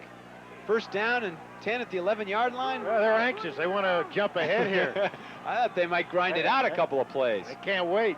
Looks like they might. They're in a passing set again. Nope. The draw play right up the middle for no gain. John Perryman. They'll have a 3rd and 10 from the 11-yard line. I think tempers are starting to heat up a little bit out there, that's just the way we like it, right? Yeah. A little pushing and shoving and name calling. Williams, if you're looking for a field goal from Williams here, you'll have to look deep. They've hit 1 all year long. But 1 would give them the lead at this point, so they're at the 11-yard line. 3rd and 10, big play here for the Eastmen. And it's a sweep left. It's Reedy, and he is tackled for a gain of about 2 yards, so they'll have a 4th and 8 at the 9-yard line. Well, here comes our second field goal. Here guys. comes the field goal unit. They want to try to get some points on the board here and take that lead. Strong safety Dan Novak for Amherst, number 28, 5'11", 181-pounder from East Brunswick, New Jersey. Great defensive play to force his field goal attempt. Brian Taptich, the place kicker for the Eastmen, from about a low snap from center from the 16, and it's good. And Williams has a 17-14 lead.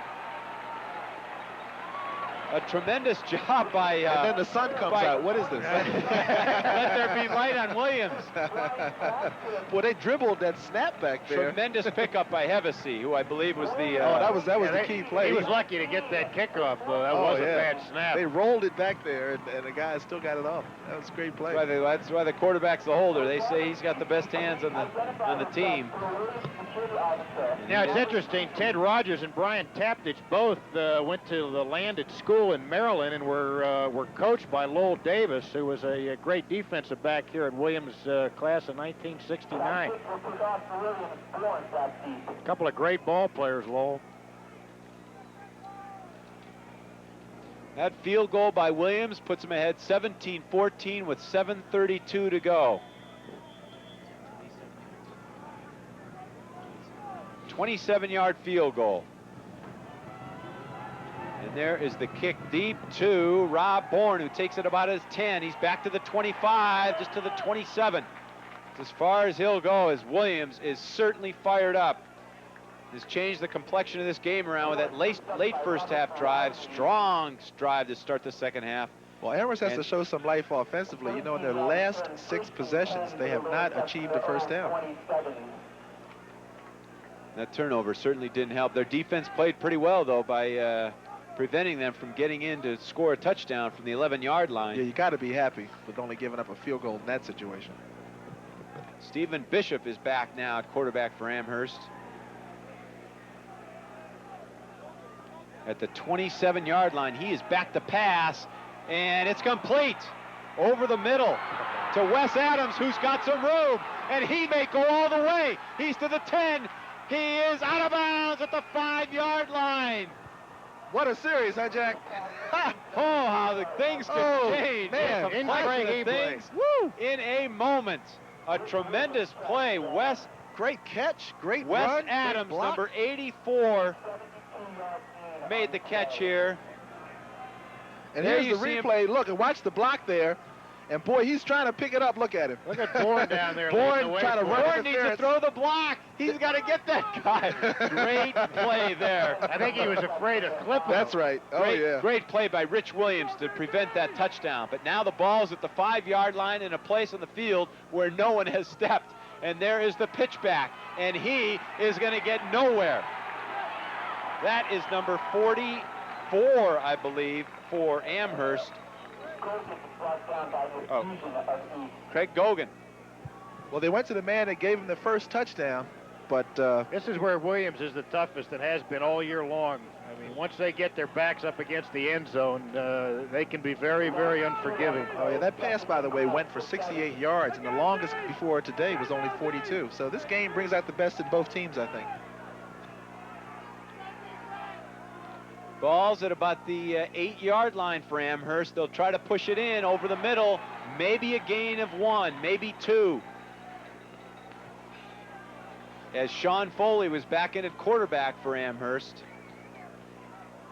Vanderbilt brought down by a Jersey East defensive line. That looked like Vandervoort over the middle. So now Amherst has a 3rd and goal from the 5-yard line. And they've just come in with their wishbone offense. I thought they might go to Rob Bourne on a pass play, but I think they're going to try something out of that. Oh, no, they are. Stephen Bishop is back Bishop in is at back quarterback. in. Craig Gogan behind him. 3rd down at 5 at the 5. And it's going to be a pass into the corner of the end zone. Knocked away. Tremendous play Fantastic play. by Michael Hyde, who it looked like the ball was a little underthrown. Oh, I thought yeah. he had him beat in the corner. Oh, he did. Here's the play, but Bishop doesn't get quite enough on this throw, which gives the defensive back an opportunity to recover and make a fine defensive play. I'll tell you what, Rob Bourne had him turned all the way around as well. If that ball was thrown far enough, that would have been 6 points. So now, 4th down, they will try to tie this contest up. The field goal try will be from the 12-yard line, a 22-yard field goal. It is up, and it is no good. Tell you, what a break for Williams. What an unfortunate break for Amherst, Gene. Jeez. Well, it looked like a good snap in a good spot. I'll tell you, if you're looking for a hero right now, how about number 21, Rich Williams, who ended up catching Wes Adams on that 68-yard completion. If he doesn't catch, Once they get their backs up against the end zone, they can be very, very unforgiving. Oh, yeah, that pass, by the way, went for 68 yards, and the longest before today was only 42. So this game brings out the best in both teams, I think. ball's at about the 8-yard line for Amherst. They'll try to push it in over the middle. Maybe a gain of 1, maybe 2. As Sean Foley was back in at quarterback for Amherst. Vanderbilt brought down by a Jersey East defensive line. That looked like Vandervoort over the middle. So So now Amherst has a 3rd and goal from the 5-yard line. And they've just come in with their wishbone offense. I thought they might go to Rob Bourne on a pass play, but I think they're going to try something out of that. Oh, no, they are. Stephen Bishop is Bishop is back in. Craig Gogan behind him. 3rd down at 5 at the 5. And it's going to be a pass into the corner of the end zone.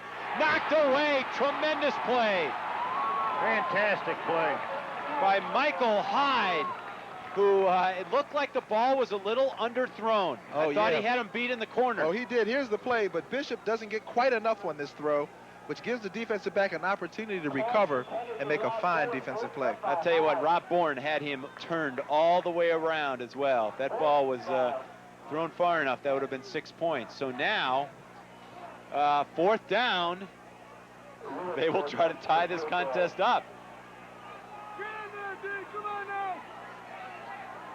The field goal try will be from the 12-yard line, a 22-yard field goal. It is up, and it is no good.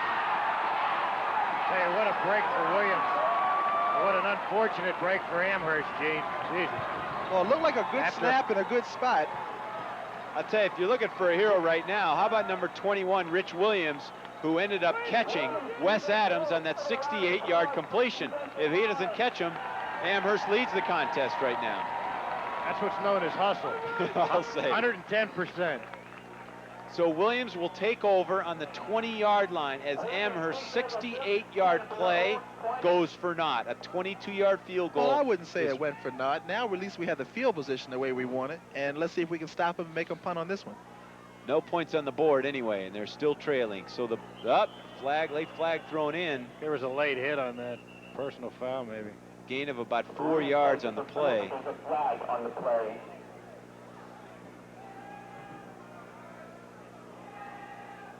It'll be offensive Nice holding. try, Jack. That'll bring the ball back. That'll bring the ball back to the 10-yard line. All right, let's go. He's the eternal optimist.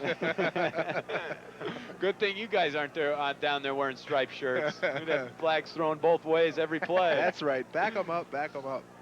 Well, So Williams will now face a 1st and 20 from their own 10-yard line. So that is where that long play comes into play here. As Williams is with their backs to their own end zone. If Amherst defense can get up here and stop Williams, they can get the ball in tremendous field position in the dry end of the field, or the drier end of the field. Come on, no! Move it up, man! I think we're going to see the ball in the air. 1st down, 20 yards to go at the Williams at their own 10-yard line. The ball right up the middle, and that's Reedy for about 2, maybe 3.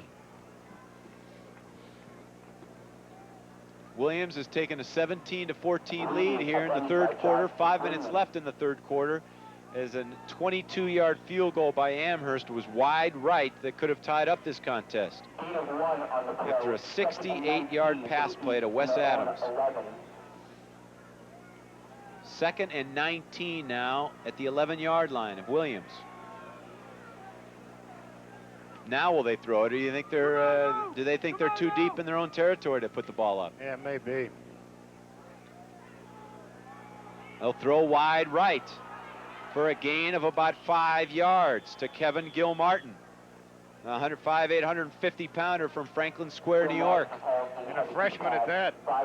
He's a gutsy kid. well, number 34, Rudy Parker for Amherst. He's an outside linebacker who had seen that play earlier in the game. He's a senior from Santa Fe, New Mexico, who majors in anthropology and political science. He plans to attend law school after completing his senior year. So Williams with a 3rd and 15 from their 15. Amherst a chance to get the ball back in tremendous field position if they can hold the men right here. Back to pass, Hevesy.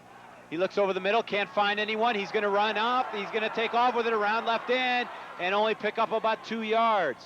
There's an awful Maybe lot 3. of running for 2 yards. Here comes the punt team. Good defense by Amherst. Nobody was open. Yeah, they were almost in a prevent defense there. They had so long to go that they were able to give up that kind of run and still come up and make the play before he gets a 1st down. The ball at the 18-yard line where Williams will punt, and Amherst back to receive it at their own 40.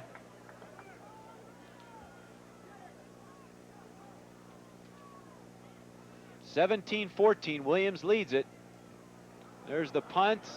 Not a long one, no fair catch. This is Bourne, Rob Bourne, and he is swarmed under at the 45-yard line. But good field position. Looks like there's a flag on the play. Bourne is dropped to the 45-yard line. There's a flag on the field. The location of it could be an illegal block. What do you think? Certainly is. It's a clip on Amherst. Called that one. So that will move the ball back 10 or 15 yards, maybe back to the 30-yard line. No. It's from the point of the infraction. That doesn't move the ball back. We'll Yeah, gain you want to yards on watch it? this. You want to watch it? Oh, come on, they Watch can't it do go that. back, Gene. It's got to be from the points of the infraction. Where's the rule No, book the here? point of the infraction's up here. You're not going to get the ball ahead of where they had Oh, it. come on. Ball's back at the 30-yard line where they have a 1st and 10. Well, they're changing the rules on us now. You know, now that play went for naught. A long knot, right? Yeah, now they need another 68-yarder to take them down to the 2-yard line. Tell you, it could happen at any moment, though. Now with the sun out, who knows?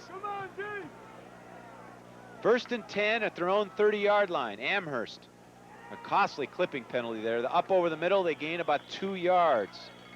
It'll be Craig Gogan over the middle.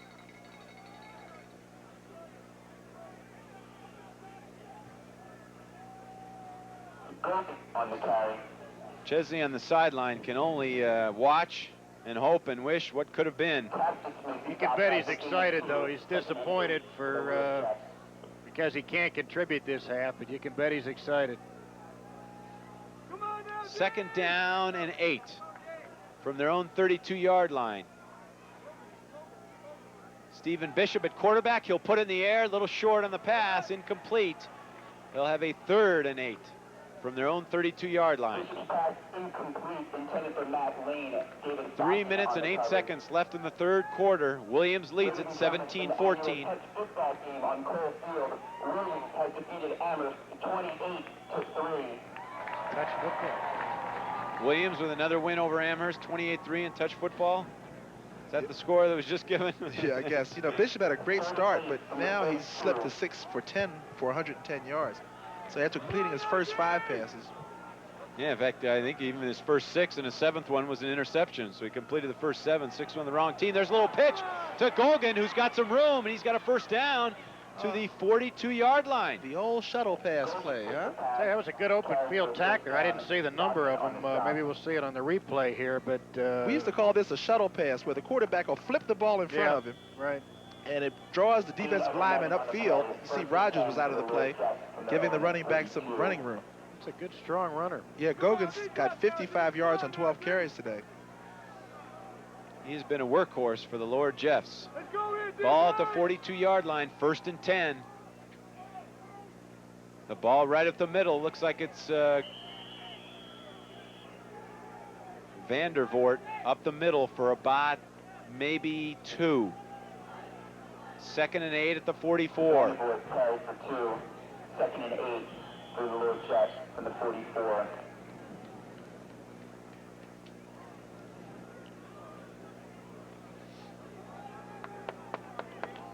Let's go, Andy!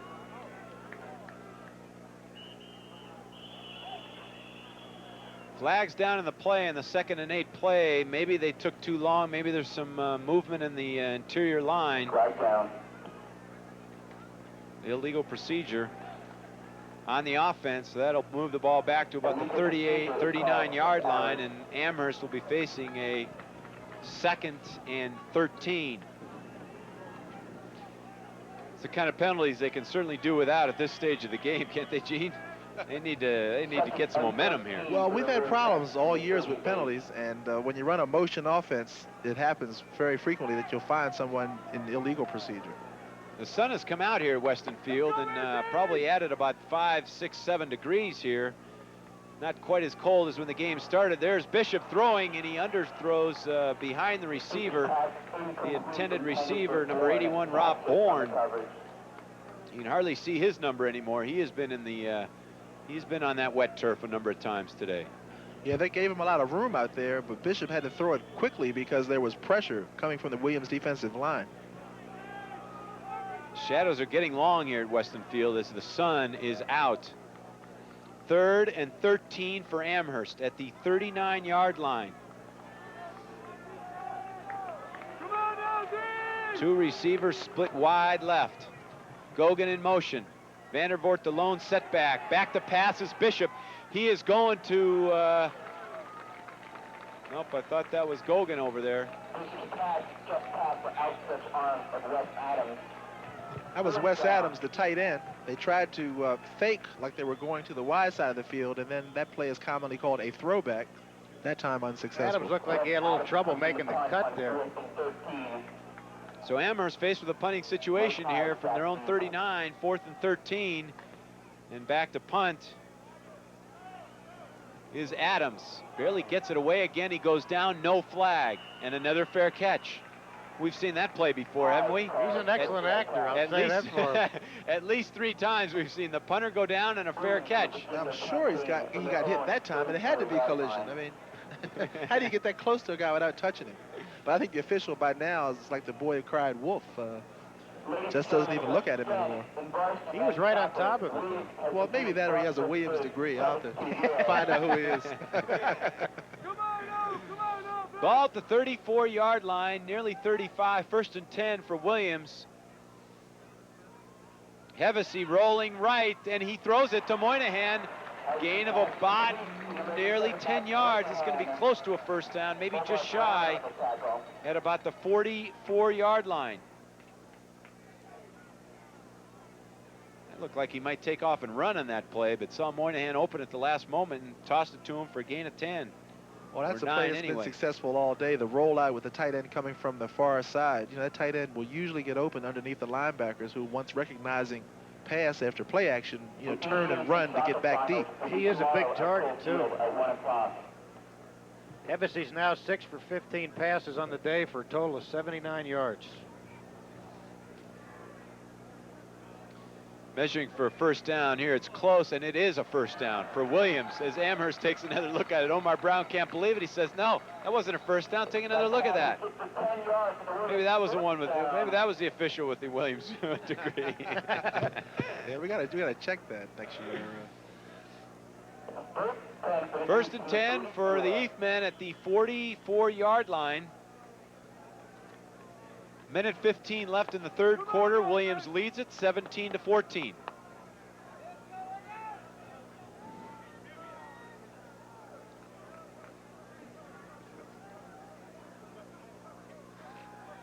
Hevesy rolling left, the pass just over the outstretched arms of John Perryman. Incomplete, intended for John Perryman. And Jack, I think we really appreciate these incomplete passes because they stop the clock. Now the clock is in your favor, I guess, as we wind down the 3rd quarter. Yeah, we're less than a minute left in the 3rd quarter. 2nd and 10. But I think we had better luck going in the other direction anyway, so I'm looking forward to the 4th quarter. Is it tough on the receivers to catch the ball in the sun? The sun could be in their eyes with these long shadows here. Yeah, very well could be a factor. Hevesy with a handoff up the middle to Reedy. Reedy gains about 2, and they'll be faced with a 3rd and long at about the 46-yard line. Yeah, you got to give Reedy some credit. I don't know what kind of yardage he's compiled, but he had some big shoes to fill here this afternoon. Done an excellent job. Looks like he's limping off a little bit too there. He has been a workhorse, getting a lot of those 2- and 3-yard gains. He has paid for every yard he has picked Who's that up. calling the plays for Williams, Jack? Look like one of the assistant coaches is calling the offensive plays. I think he's a is that Walt Kuman? I think it is. 3rd and 8. Hevesy back. He sees Moynihan, but good open field tackle there. And he will be stopped short of the first down. That was Dave Novak, the strong safety. And again, you can be sure that the Amherst coaches have all the safeties keying on Matt Moynihan. Got some statistic here on Paul Reedy. He's run 12 times for 24 yards. So that is the end of the 3rd quarter. The ball at midfield. The teams will switch directions. Amherst trailing Williams 17-14. We'll be back in just a moment. Don't worry, they're gonna love you. Staying cool, trying to impress, making points when you put to the test, for showing what's inside of you, winning their hearts.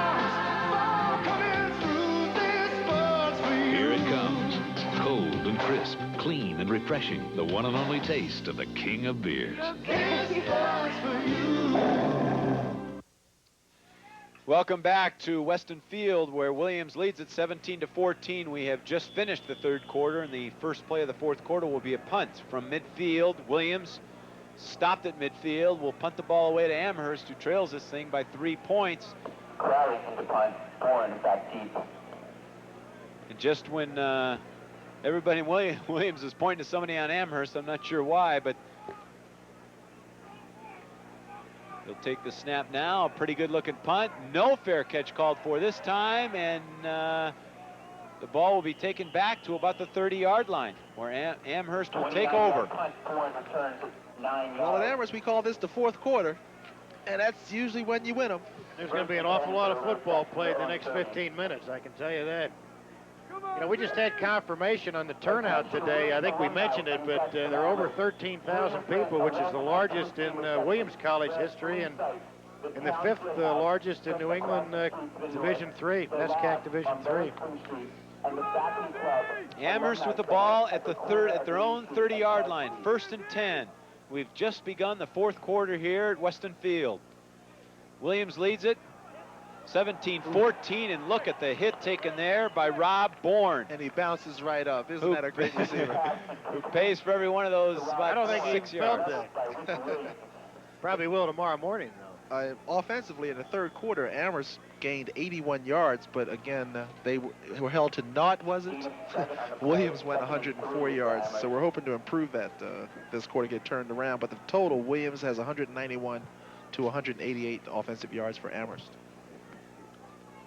2nd down and 4. The ball goes right up the middle, absolutely nowhere. So now Amherst will be faced with a 3rd and 4 or 5. He may have lost a yard on that play.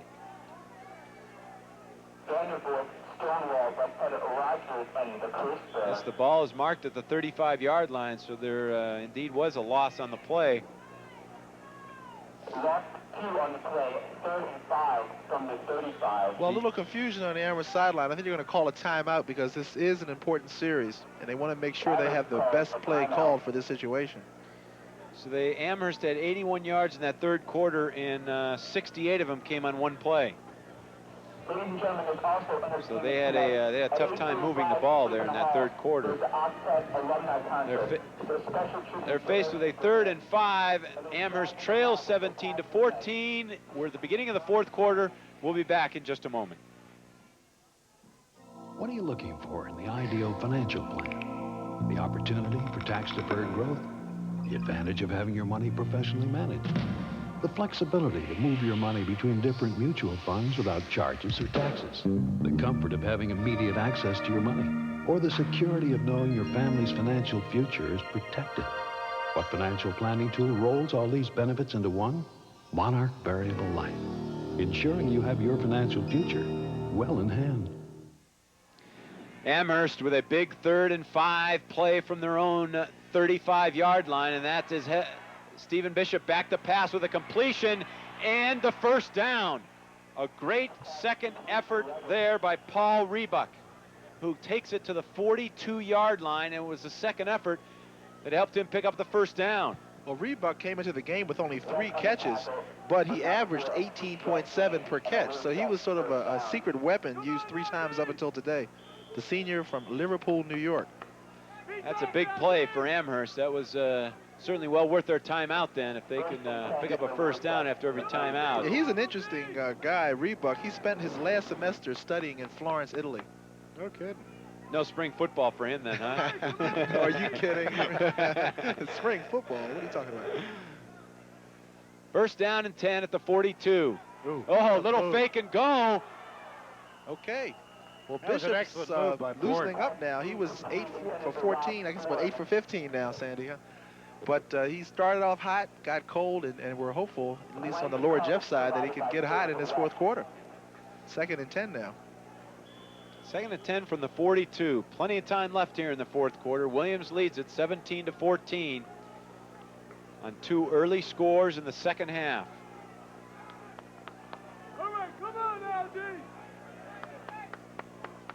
Bishop remains in at quarterback. And he is back to pass. Look at the play by Rogers, who has been everywhere today. Ted Rogers, the junior out of Chevy Chase.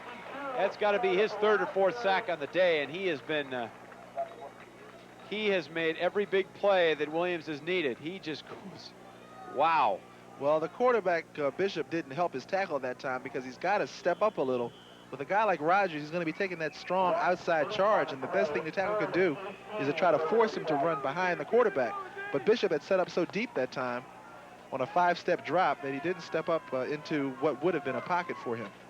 So Amherst now faces a 3rd and long, 3rd and about 17 from their own 34-yard line. Bishop back to pass again over the middle. And Wes Adams was all turned around. He was looking for the ball one way, and it went behind him. No, they grabbed his arm. He was held, except the official just didn't see it. He got twisted around that time. Well, maybe this time when he punts the ball and he gets hit, they'll call the penalty, because he's been hit on the last 3 punts, and they have not called a penalty. So either Williams will stay away from him, or maybe we'll get roughing the punter. I think if Gene could throw a yellow flag from up here, I think he'd do it, don't you? Nobody's getting near him this time. They must have heard you. And a nice punt and another fair catch. Yeah, I think I may have called it on that one. That was a high punt. Michael Hyde with his 4th or 5th fair catch on the day. Yeah, it's amazing watching Ted Rogers out there. I mean, I am really impressed with that kid. I mean, I think he's one of the toughest defensive linemen I've seen in small college football. Oh, yeah, he's had an excellent game today. Now, the reason Amherst is even in this game in the 4th quarter is because of the defense, who produced 2 turnovers in the 1st quarter. Well, it's up to the defense again to make a big play. First down for Williams at their own 27-yard line. The ball right up the middle for a gain of nothing. It'll be 2nd and 10. John Perryman with the carry that time, and there was no place to go. They've had most of their success in the running game outside the tackles, and I don't know why they're trying to gut it up the middle there. Maybe we're trying to run out some time here. I don't know. A lot of time left. A little early for that. A little early, yeah. Yeah, 12:15 remaining in this game. Williams leads at 17-14. Ball at their own 27-yard line, 28-yard line, let's call it. 2nd and 10. There was a little motion in there for the snap. That'll be a 5-yard penalty.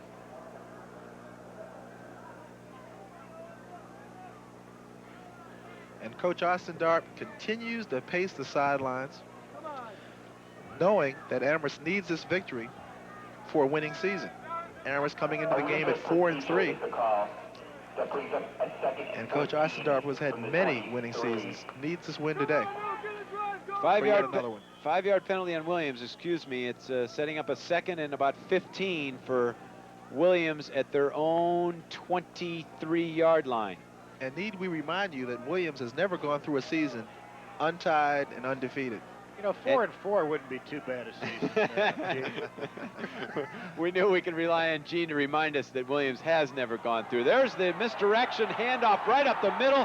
A huge gain of 17 yards. Lars Hem right up the middle on a misdirection, and that is a big, big first down. Somebody is hurt and down in the field for Amherst as Williams has picked up a first down. That is certainly worth another look as Lars Hem gets the ball here for his longest run of the year, right up the middle. Excellent blocking by the Williams line. Looked like Amherst was on an outside charge, expecting either a pass or a sweep.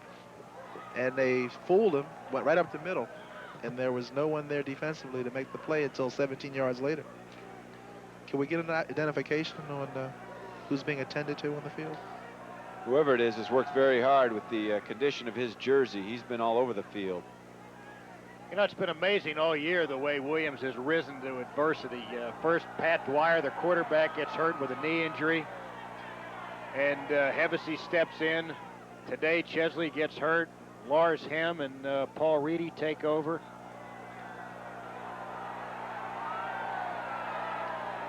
Yes, here at Weston Field, they're attempting their version of the wave.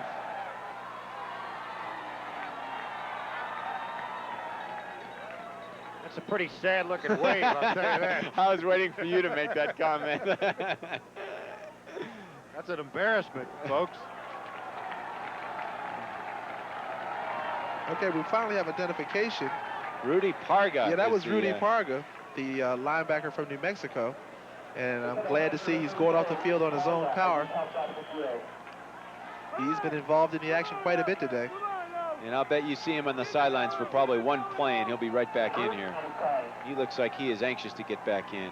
First and down, 1st and 10 for Williams at their own 40-yard line, and this is Hevesa on the rollout right, picks up 5, 6, maybe 7 yards out to the 47-yard line. And indeed, here comes back Rudy Parga. He didn't want to sit out one moment longer than he had to. That rollout for Williams has been a very effective play all day. I don't think they've gained less than 5 yards. And it puts a lot of pressure on the defense because the defensive secondary have to decide whether to come up and force the run or to stay back and play the pass. Hevesi's been an exceptional running quarterback. He's had 43 carries for 107 yards this year and 3 touchdowns. 2nd down and a long 3. The ball right up the middle to Reedy, it looks like, and he will be stopped short of the 1st down. Picks up about 2.5. It'll be 3rd and 1. Just shy of midfield, about the 49-yard line. That's a long one. Clock ticking away. It's just over 10 minutes to go. 3rd and 2 for the East from their own. We're saying 3rd and 2.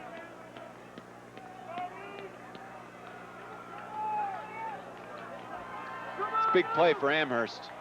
They'd like to stop them here and get that ball back somehow. 3rd and 2. All right. And could be a delay of game. If so, a very costly penalty against Williams. And I'll take it. That's what it was. A delay of game. Looked like a little Now. wishbone offense there, Gene, I think. 3rd and 7 now for Williams. From their own 43. Well, the last time they got a penalty, they came back with a 17-yard play. I hope that's not the case this time.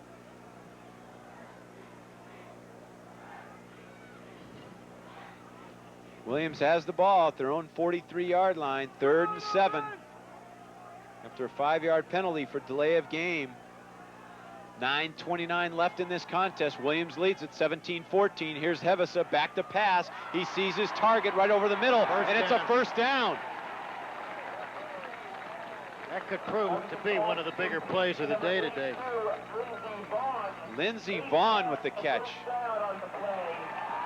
Take a look at Hevesa again, going back to pass.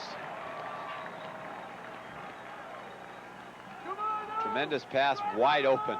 Good run. It's tough to cover that tight end coming across the field. Very tough. 1st down for Williams. They are now in Amherst territory at the 49-yard line. 1st and 10. Here's Hevesa rolling right. Looking for receiver. Doesn't find anybody. He's going to tuck and run, gaining only about a yard or 2. Down to the 48-yard line. Amherst, with only, I guess, one exception, has played excellent pass defense the entire day. And the one exception was that great catch that got past 2 defenders.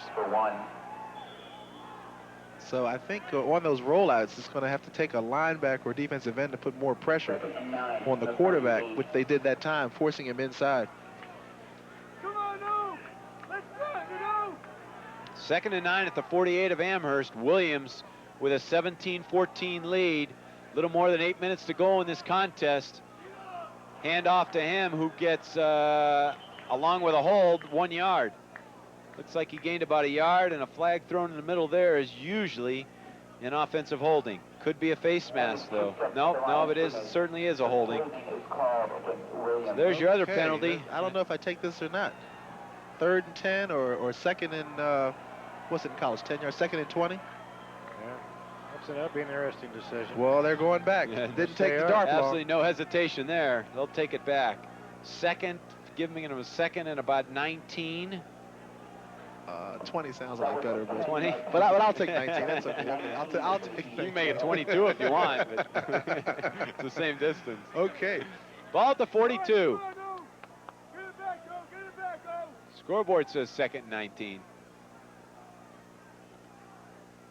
Hevesa back to pass. And he is buried for a loss of 3 yards. That might be the first of the day. That's Amherst's first sack of the day. And it couldn't come at a better time as the fourth quarter is winding down here. 7 minutes and 44 seconds left. Greg Lidich. Greg Lidich. In contrast, Bishop for Amherst has been sacked 5 times, but that's not unexpected. How many of those have been by Rogers? Most of them? I'd say 4. I'd bet that too, yeah. Oops, can't bet, sorry. 3rd and 22 at Williams' own 39-yard line. Big play here, and Hevesa will be tackled for a loss of nearly 10 yards, back to his 29. They couldn't have had those sacks at a more opportune time, I'll say that. That's right. I'm surprised that Williams is even thinking about throwing the ball in this situation. Take a look at the sack again, as Hevesa has little time to throw the And ball. watch, he was lucky he didn't fumble because the ball almost came loose. That was great hustle. Exactly right. Now From the Lord Amherst should Jeffs. get the ball in pretty good field position if they don't call for a fair catch. And they're coming with a They big were going at rush. that one. And it's not a good punt, and the ball looks like a chip shot at 50-yard the line. 50-yard line. That's great field position. So what a turnaround in a couple of plays of 2 sacks, a penalty, and a bad punt.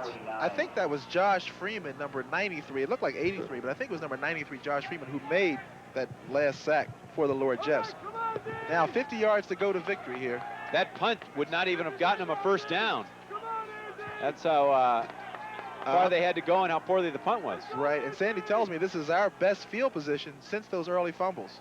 Here's the pass. It's tipped, but still caught for a gain of 3 by Rob Bourne. They're setting up that hitch and go. That's called a hitch pattern where the receiver will run full speed for 5 yards and stop. Here it's off of play action, but Ted Rogers Tips the ball. That's right.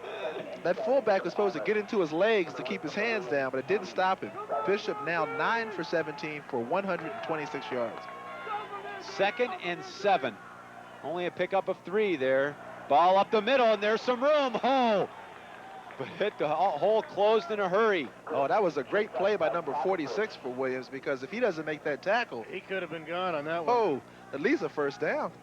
That's Brian Taptich, the place kicker, with the tackle there. You're kidding. Bringing A down. kicker? You can tell this is Amherst wins when kickers are making tackles. Gogan has rushed 13 times for 67 yards, which has to be one of his better efforts of the year. So Third down 5 but I at the can Williams guarantee you 45. This is a big. 4 down territory, so this is not a big play. We got 2 more downs to get this first down. You won't punt this one away if you don't get it, huh? Oh, no. 5:18 left. There's Bishop. He throws. No I way, don't no think so. way. Nope, it is incomplete. Good call. Good call. Bourne tried to talk the official out of it. We got some good actors on that team, Gene. I mean, between the punter and Bourne. Well, I haven't found anybody majoring in drama yet, but as you know, Amherst has a very good drama program. Yes, they and do. As does Williams. wouldn't be surprised. Well, they fooled me. So much for you. So much for thought the about experts in the third booth, right? Well, that's why I'm up here and Arsadarm's right. down there, right? Hey, there's a lot of football yet. I don't dispute 5 that, minutes though. and 13 seconds on the clock. And the fake punt didn't work so well last time, so you got to think they're punting it away. But crazier things have happened. Nope, it's going back to the punter. And he'll punt it from the Williams 45 off the side of his foot, out of bounds. Not a great punt at about the 22-yard line. If Williams can mount a good sustained drive here, it could be filling an awful big dream for a lot of people today.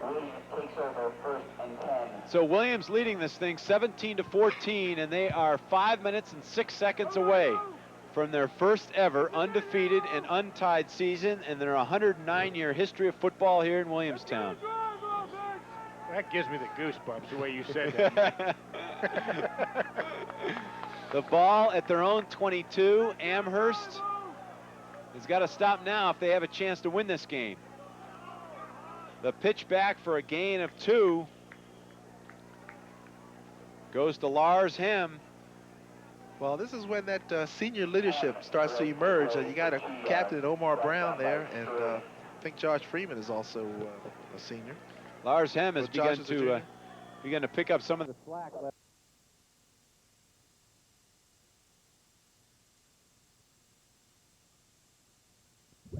Sean Perryman.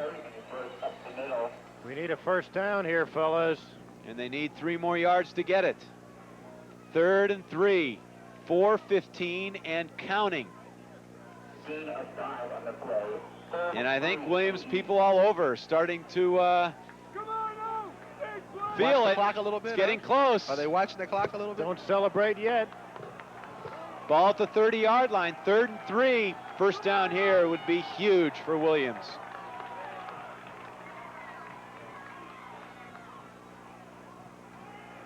Hevesa incomplete. Big rush. I think he was, he'd like to have the option of running around that corner, but he had absolutely no option. That was better than a sack. I thought he was going to get sacked on that one. Yeah, I can't even give. That was Rudy Parg, I believe, that on Rudy that play. again? The same guy that was helped off, had to be Okay. helped off, and that's a big play by him. Yes, it is. Because he forced him into throwing quickly because the tight end was open. Say, they're coming after this ball, too. And the clock stops on that incompletion. 3:45 left. The ball at the 31-yard line of Williams. 4th and 3. Looks like they're setting up the, there's a good punt, too. No fair catch here. Oh, he fumbled it, but he falls on it. It'll be Amherst ball after Rob Bourne fumbled it and fell on it at the 33-yard line. Even the best of them sometimes try to take off before they get it. At least he wasn't so quick to call for a fair catch. Here is the fumble here as he maybe took his eye off it for a second, but he fell right on it. I'll tell you, he's lucky he did. I mean, they were all over him on that. So we have 3 minutes and 36 seconds left. Williams leads it 17-14. Amherst with the ball at the 32-yard line. And they'll go to the air. It's tipped away. Pass deflected. Looked like Ted Rogers I think again it to was. me. It's either Rogers or Stevens. That was Rogers.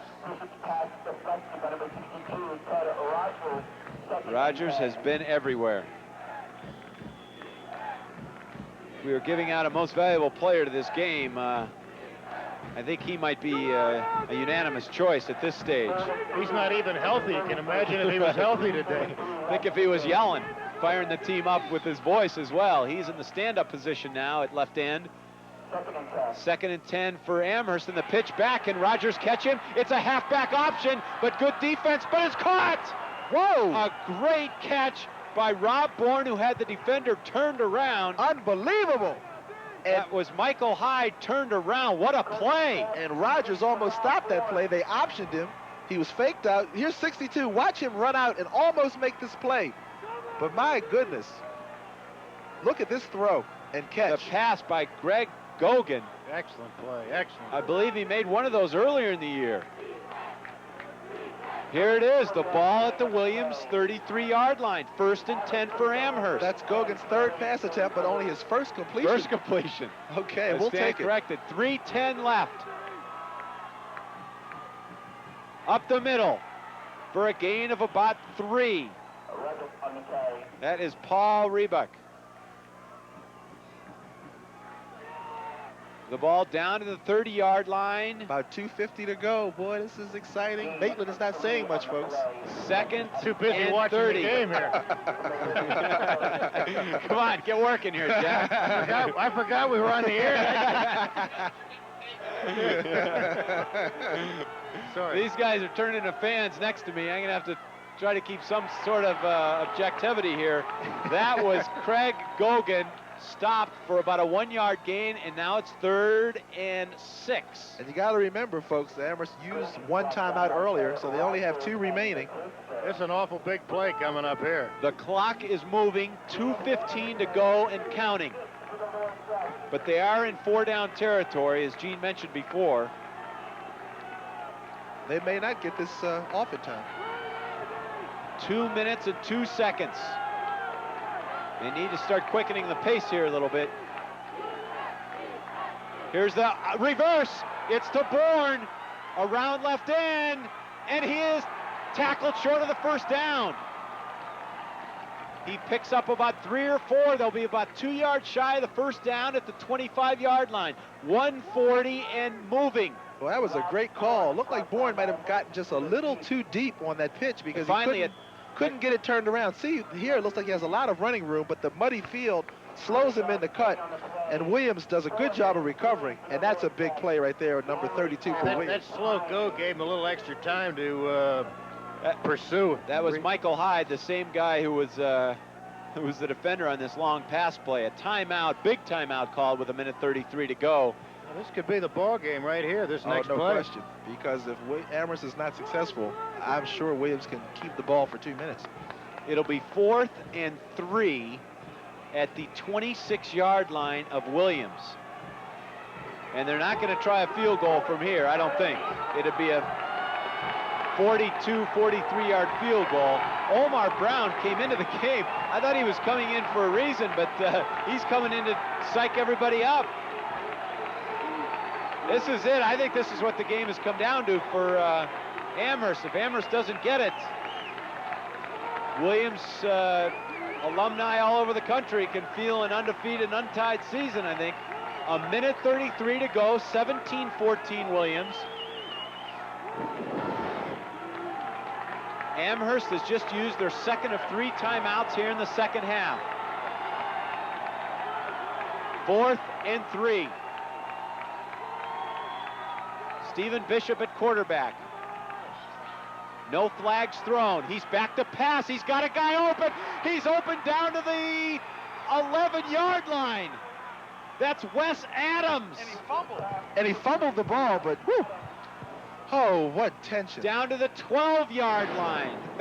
1:26 to go. Take another look at this one. This is unbelievable. As it looked like Adams almost went forward too quickly. No flags were thrown. And on the biggest play of the day, that Amherst offensive line gave the quarterback the time he needed. And Wes Adams, who's been making big plays all day, does another one. Wide open. First down at the 12-yard line of Williams. Amherst with the ball. 1:10 and the clock is running. Here's back to pass. Oh, he's pushed. Oh, that's a flag. That is pass interference. That's right. He was pushed when the ball was in the air. Oh, no. The ball could not be caught. He will pick up the flag, I believe, and that. say the pass could not be caught. Oh, I can't that was believe not it. a catchable ball. Oh, I can't believe they make that call. He was pushed. You won't see it on the replay. He was pushed, in fact, out of bounds. It was, I don't know if that, I don't believe that. He could have caught that ball. What are they talking about? You could have caught Let's get the instant replay booth involved. Will Chamberlain might have had a tough time catching that ball. 1:01 left. Williams leads 17-14, but Amherst is 12 yards away from a touchdown that would put them up by 4 points. Maybe they're reviewing that in the instant replay booth. I think this is the only instant replay booth here. We just reviewed it. Oh, my. 2nd down, 10 at the 12-yard line. Stephen Bishop back. He falls. Recovered by Williams. Unbelievable. And that should be the ball game. Absolutely recovered unbelievable. by number 99, Ken Delanian. And Williams looks like they have secured their first ever undefeated and untied season in 109 years. 57 seconds left. Amherst was at the 12-yard line. And there you see the replay, the tackle. Who do you think the fumble was caused by? Who else? Well, in a game of turnovers, Rogers. It's not a surprise that a turnover would decide this game. Ted Delanian picks up the fumble, falls on it. The fumble caused by Rogers. And he is certainly the most valuable player of this game. And all Williams needs to do is fall on this ball, but we've seen 2 fumbles earlier in this contest, get the ball to the quarterback nothing first. is certain. There's 1 fall, and there's 54 seconds left. Only 1 more, nope, there's a timeout, so 2 more snaps to the center, and that is all that stands in Williams' way of their first undefeated and untied season. I'll tell you, Hevesy better get down on the ground and protect that ball. He was not, they went out there tackling the ball, almost, looked like he almost coughed it up. I think he's hurt. A timeout has been called. 51 seconds remain. 17-14 Williams. What a finish to this contest. And everyone that is watching expected nothing less. Williams came in big favorites. And now the coach is telling him exactly what Jack just told you. That is, once you get the ball, fall on it. Don't go back any farther than you have to. Who is that assistant coach, Jack, telling him that? I don't have my glasses. I can't see down that far. Boy, I still can't believe the official made that call, though, boy. We had a first down on the 4-yard line, and then the official says the ball couldn't have been caught. That was a dirty trick. With a minute left in the game. Why don't you let Gene, the players decide? You guys have had 2 undefeated untied. Congratulations. They're already shaking hands. You got a great in the team. booth. Yeah, we'll with concede. 51 seconds left. Yeah, we'll Gene concede. is conceding We it. won't ask for a recount. But you got to come down to Amherst next year, buddy. Yeah, that's right. Tell you can look down on the sideline and see the emotion in some of these kids. There you see Neil Chesley, and even though he had to sit out, guys. And the majority of Amherst this guys game, have nothing to be embarrassed or ashamed about. 51 seconds, second down and 15. All they have to do is fall on it, and Hevesy does exactly that. Only one more snap of the ball should need to be taken, and Williams is they are already starting to hold their helmets high. 38 seconds and counting. The ball at the 10-yard line. It's been 109 long years. Williams has waited for this undefeated and untied season. 20 seconds to go. Hevesy just needs to take the ball and fall on it. He has done that. And folks, that is the game. 10 seconds to go, but nothing more needs to be said. 17-14, Williams wins it over Amherst, and they're starting to come out of the field here at Weston Field. What a ball game.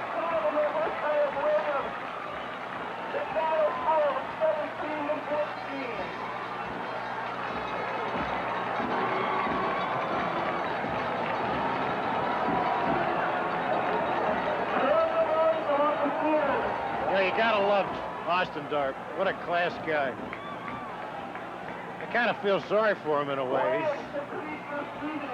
Well, he had his team ready, and they have absolutely nothing to be ashamed about. What a phenomenal job. The whole Nothing to be team did. embarrassed about. We said coming into the game that Williams was a big favorite. We thought they were better at a lot of positions, but Amherst came in well prepared with a lot of emotion. Williams gave them some early opportunities. Amherst took advantage of it, but couldn't sustain it because the adrenaline wore off and the better team finally emerged. And the we'll team be back now next has year. a long parade up Spring Street to look forward to, led by the Precision Marching Band. Williams, a 17-14 winner here in the 104th meeting of these two teams, and twice before both teams have come in undefeated. Williams has had other chances to come away with undefeated, untied seasons, and Amherst has spoiled it. And they certainly almost did it here again today, taking a 14-0 lead earlier in the contest. But Williams has held on. 17-14, the final here. We'll be back to recap things in just a moment. It's simple, really. When I'm driving, I don't drink. When I'm drinking, I don't drive.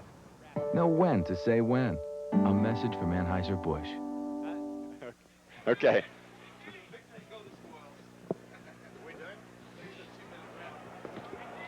We're back here at Weston Field, and as you see, the Williams-Eefman are celebrating on the field. Alumni are celebrating here in the stands. They're celebrating all over the country. They're celebrating here in the booth, as a matter of fact. Gene Fugit is, he gave in a little while ago. He said, yep, it's all over after the fumble. Ted Rogers, I don't know if you could say enough about Ted Rogers, who had, by our unofficial count, 4 sacks. The defensive end from Chevy Chase, Maryland, the junior defensive end, 6'2", 220. 4 sacks and the big fumble that really sealed the win. And I guess I just want to get your emotions now. This is a long time coming. Just tell me how you feel as a Williams grad. Well, I tell you, I'm so excited for the team, and I'm so excited really for Williams College and every guy out there that has donned a Williams football uniform.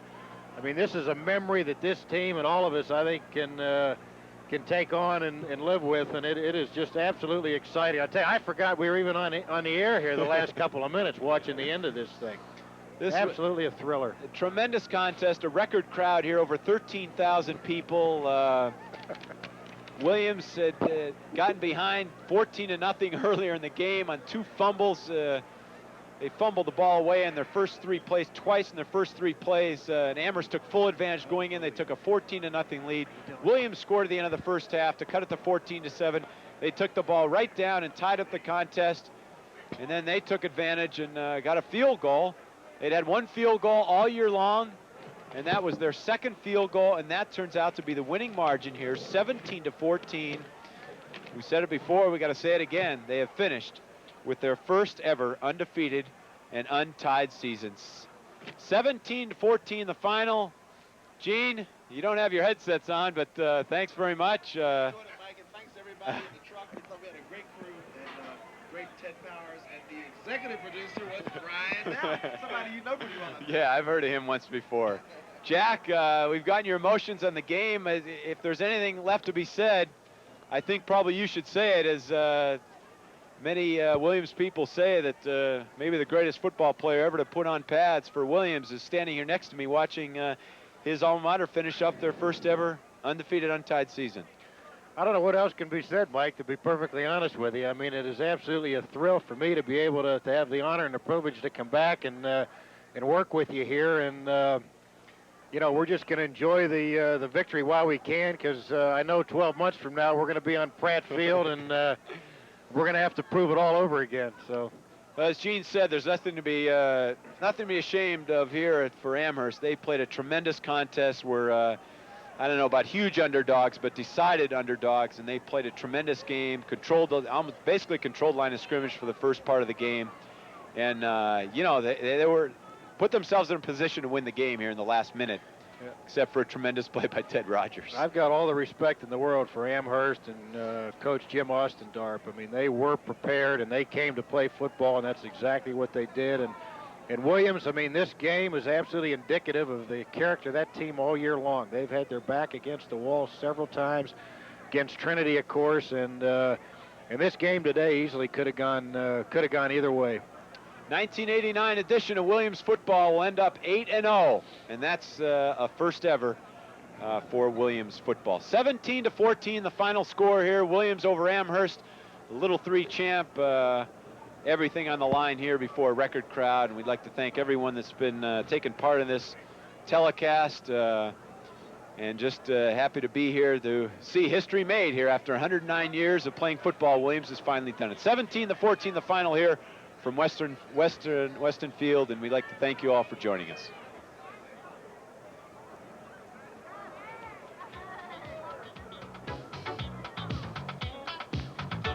This game has been brought to you by Anheuser-Busch.